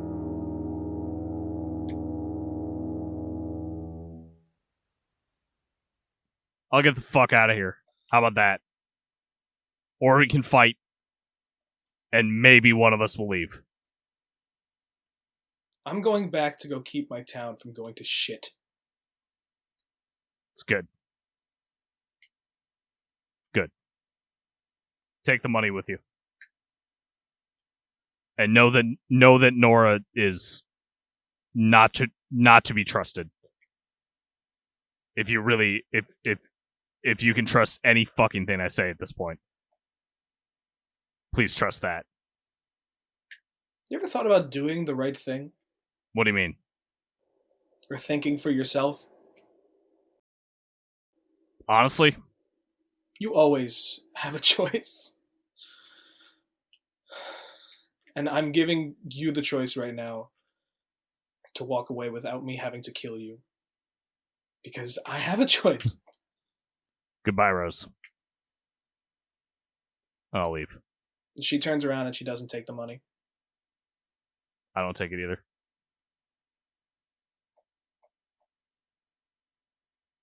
No, Matt, it can't end like this. Matt! What do we do? What does Maia do after this? I don't know. She's confused. Take the money, Rose. Please.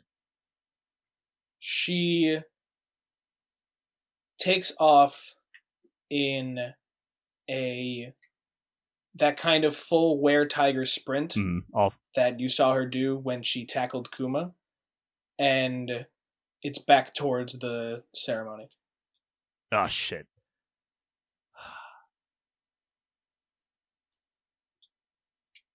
I don't know, dude. I don't know what to do. Well, I mean, hey, you're off the clock now. I mean, I'm not going to. Do you want to talk to Sue? Sue, I'm sorry that you had to see all that. She kind of just like sits down on a log, and then like scoots over on the log as if like to make room for you. I sit down and crack the log. Just combination of weight and how hard I sat down. Sue kind of like goes up a little bit like a seesaw. What am I doing with my life?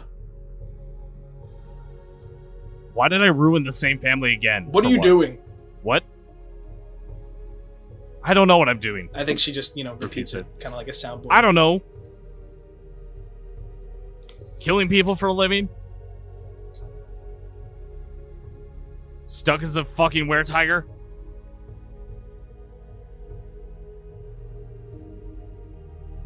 Sent a pissed off one back to town, and now they're probably gonna come out hunting after us. I don't know why the fuck we're still here. What do you think we should do, Sue? I think Sue thinks that kind of like way that like, just like she's kind of just thinking like long and hard, because it's hard for Kenkus to come up with ideas. Right.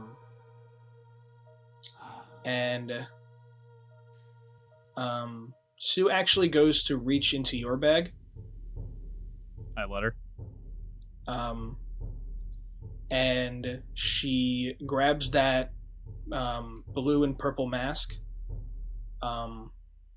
And she takes out some more of the herbs that she kind of splattered on her face, and until like the entire mask is just white. She pulls out a large blanket from her bag, and she almost wraps it around you like a secondary cloak, and she gets up off of the log and then goes in an almost like mimicking fashion, does like the same kind of tiger sprint that as Rose did back towards the ceremony, and she gets like 10 feet and then like trips over a stick and then kind of lands on her face for a second and then like shakes it off, all her feathers messed up, and then she looks to you. We should go back to the festival? And she kind of like nods. I might die tonight, just so you know. But you're right. And then I think Sue just repeats it back. I might die tonight, just so you know. Fine, let's go. And I get down on all fours. Tell her to hold on to my back. Oh, she like you see the like stars in her eyes. She is like, and she just like hops on. Right, and I sprint back to town. Okay. I think with that, as you get closer, you see,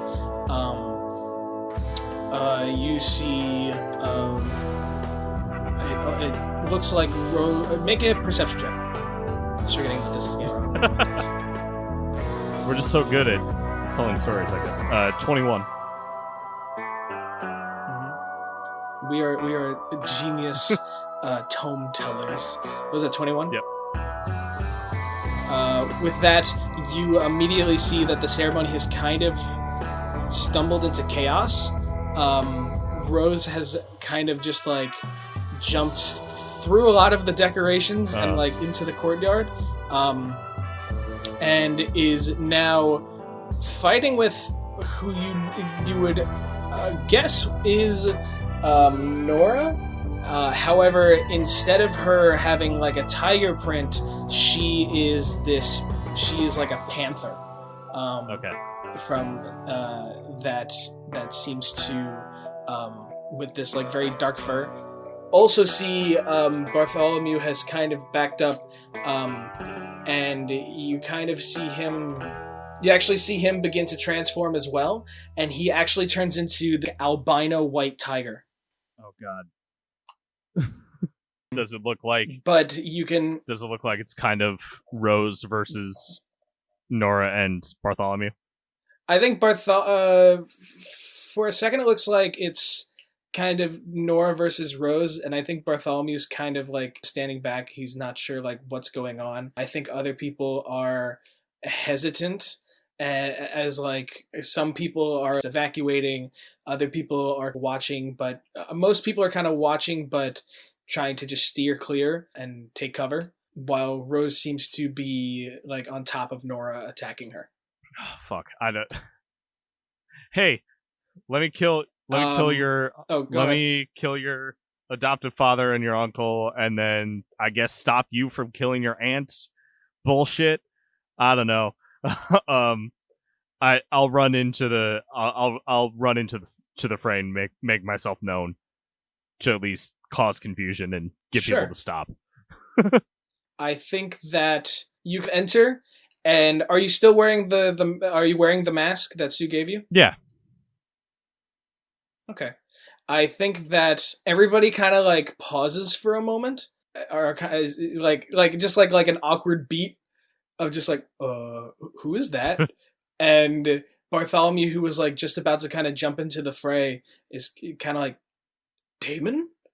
And with that, Rose kind of takes that moment to like grab Nora and actually like throw her off the stage. And Rose screams out at Nora, "You killed Damon! You killed Seal!" And kind of landing on all four paws, Nora, like a cat, just lands down with a kind of grace. And I did no such thing. And pounces right back at Rose. This could be really awkward if I read that situation totally wrong. And Nora wasn't actually the one. Just pointing that out there. So it turns out I just realized that now, like it wasn't maybe not necessarily a foregone conclusion yet, but what? That Nora paid us off. You're just taking Sue's word for it. I'm taking Sue's word for it, but I don't know. I'm gonna roll with like this is my assumption. I'm just gonna feel like a real dumbass if at the end that's not the case. No, it turned out it was all Linda from HR. Oh my! No, it was all Ace and oh damn it, AC and Peebo. Peabody. Oh yeah, that was it. Peabody. God, that feels like a lifetime ago. Yeah, that was like 4 fucking hours ago. Oh my god. Okay. All right. With that, what do you want to do? Great question. I didn't think this far ahead. I think with your kind of hesitation. Oh jeez. Okay. Sue jumps in wearing the broken bowl and is going to cast. We'll go with bless. She's going to bless you again. So that means that you get plus 1d4 on any attacks or saving throws. Okay, who looks like currently has the upper hand? Well, let's see. Nora just pounced at Rose. I would say Nora is right now on top of Rose. Okay. I'm going to try to tackle Nora. Would that be... Okay. Make a... Strength? That's sort of an attack. Make a strength check, and you can add a d4 to it. That's going to be a dirty 20. Well, let me roll the d4 first. Yep, dirty 20. Yeah, you're good. You manage to get Nora off of Rose and tackle her to the ground. Nora is going to try to scratch you. Is actually going to try to bite into you. Okay. Not realize I'm already Tiger. I guess she's not trying to convert me, but that does not hit. No. Nope. With that, she tries to bite into your arm, but you manage to push her back down, actually moving one of your arms from pinning her, like her arm, actually now like choking her at her neck. And what's Rose gonna do after I just did that? Bartholomew is going to try to actually get in like the middle of it, but Rose like hops up and like kind of like gives like him an intimidating look to stay out of the way. And while you have her pinned, Rose is going to take both of her claws and try to send them into Nora. I'm actually going to... Can I try to stop Rose from doing that? Yeah, sure. Okay. Why don't you make a... How are you trying to stop her? Are you trying to like physically get in her way? Or are you trying to like give her a look or say something? Can I give her a look and say something? Yeah, go ahead. I'm gonna stare her down and go, "Stop! This family's had too much death. I know it's my Make a persuasion. I know it's my fault, but it's sorry. I know it's my fault, but this isn't the right thing to do, Rose, and you know it. That is going to be for persuasion, 14. It definitely keeps Rose for a second, and she kind of stops from attacking. With that, Sue, who is kind of frantically flipping through her notebook, she is going to, right on the stage, cast Zone of Truth. Oh shit. So I need you to make a charisma saving throw. Okay. That was across my keyboard. That is a 6. All right, you are now. Oh shit! The only one who actually passed that was Rose, which is good. Okay. So you, Nora, and Bartholomew, you can't speak a deliberate lie while in the radius, and everybody knows who succeeded and who failed. Okay. You hired us. And I think with that, yeah. All right, I'm gonna look at Nora. Go ahead. I'm gonna look at Nora and go. You hired us, didn't you? So. Why? Nora. You wanted the town to yourself, didn't you? Because my brothers are absolute idiots. Because they wanted to do the wrong thing for this town. Which was? My father would much rather us stay in hiding, and Damon was of similar value, except he saw no issue with mixing bloodlines. Seal, on the other hand, he was ridiculous, and he wanted to go back to the Feywild? None of us are from the Feywild, and yet he thinks that this would be a safe haven for us?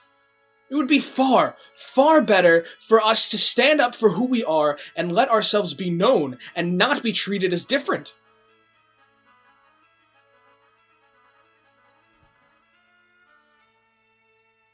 And the only way that I could lead a pack like this is if my brothers were out of the way. With that, I think that kind of brings the room to a little bit of a silence. I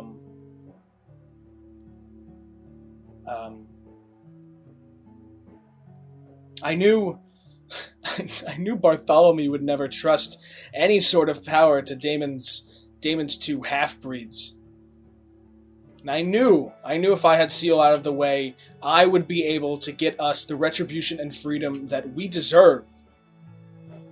If you say anything racist again, I'm going to slit your throat.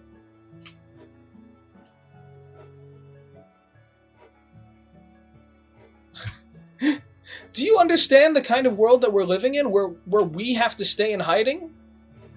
I'm not saying that we are better than these people, but the second that they know who we are, the second they know what we are, they treat us like we're nothing. So we hide in our little town and we count our days? Or we run away?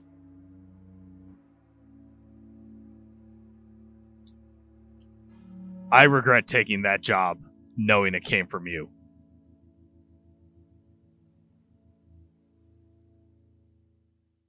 We're in a fucking zone of truth. Well, you you know I am telling the truth. Well, it's too late for that, isn't it? It is.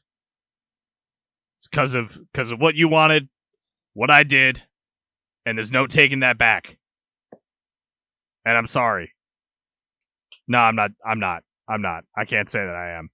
I'm not for doing the job. That's work. That's how it is. But fuck you. I'll get off her. You're never going to lead this town now. I think after this, the kind of action has died down.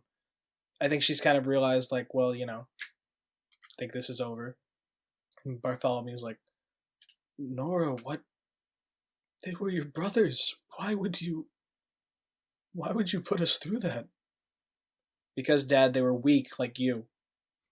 Oh, shit. And you want to hide under a rock while there is a whole world that you deserve to have and to be a part of. I think at this point, too, Now, with the lycanthropy, is it kind of like you turn back in the morning? Yeah, Or is it sun's gotta kind of like... sun's gotta be up. Okay. I think with that, some people, I think they're hesitant, but they come up with Nora, and they kind of like...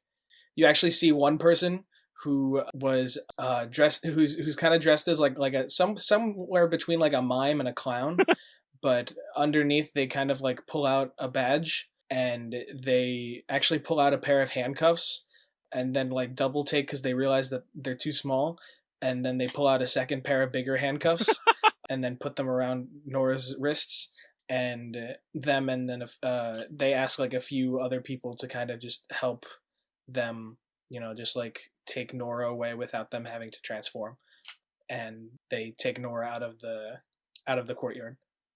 I'm gonna look at Rose and not say anything. Just wait, kind of wait for her to say something to me because I have no clue what to say to her.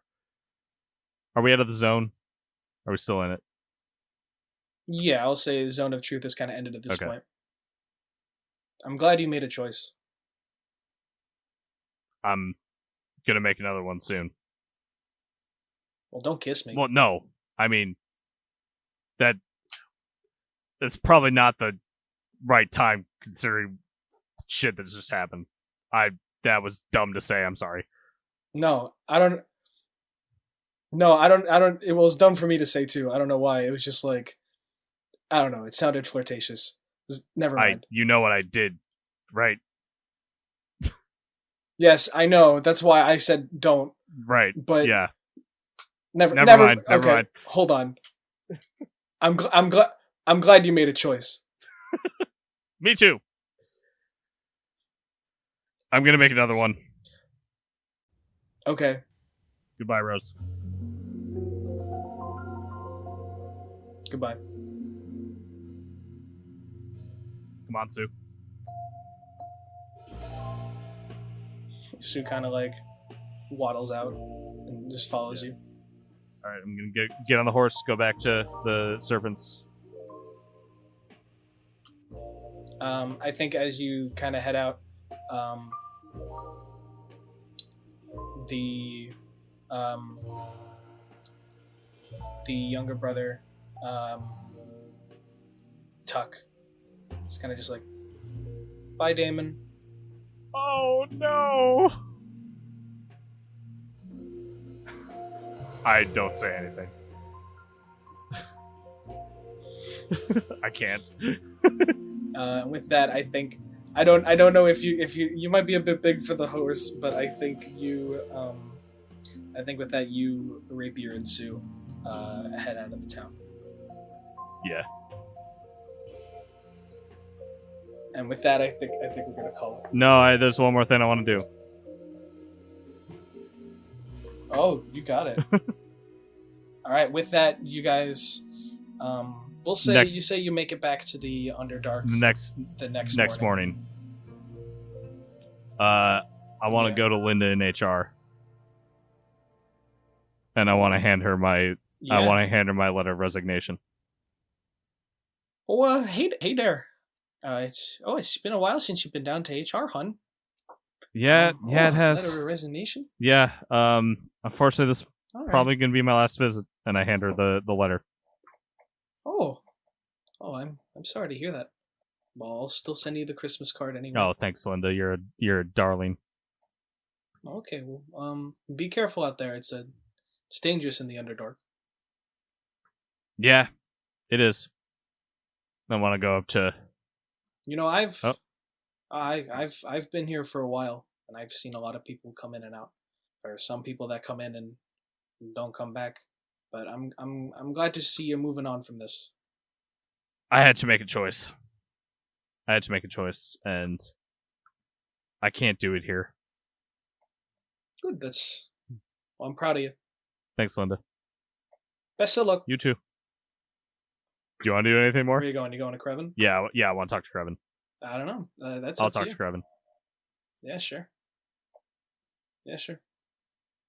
Do you just tell him everything that happened, or just kind of we just go in? I spilled the beans. Told him what happened. Said I'm sorry. that there's a big satchel of silver somewhere out in the woods if he wants to go look for it. But I can't do this. I can't do this anymore. I'll send somebody. You know, you got a lot of balls. You know that? Yeah, I do.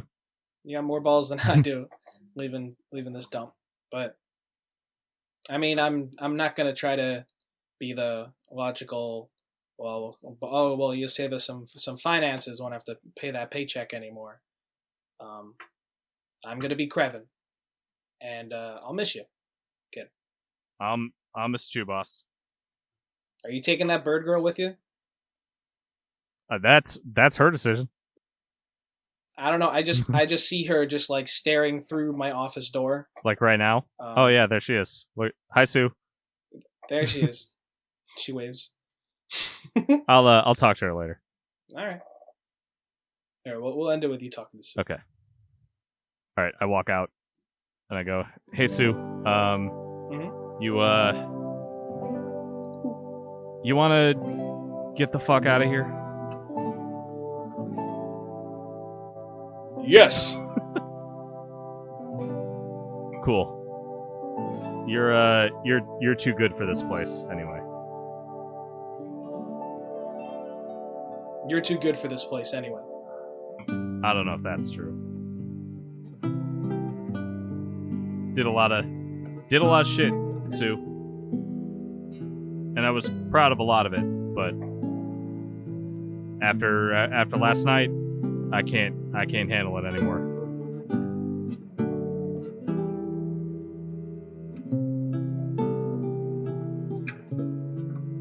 I think that she reaches into her bag and she grabs her doll and she hands it to you, and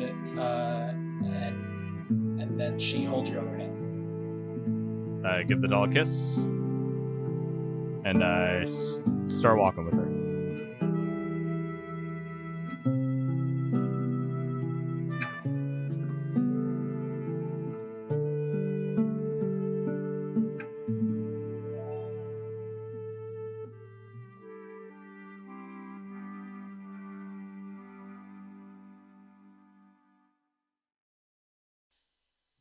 Oh my god, I was so scared it was just gonna be like, yeah, I killed your family. Goodbye. And I'd be like, no! This can't be it! Yeah, that was. I'm glad we continued that because that shit was pretty good. Okay, I'm gonna stop. Yeah, recording. let's do that.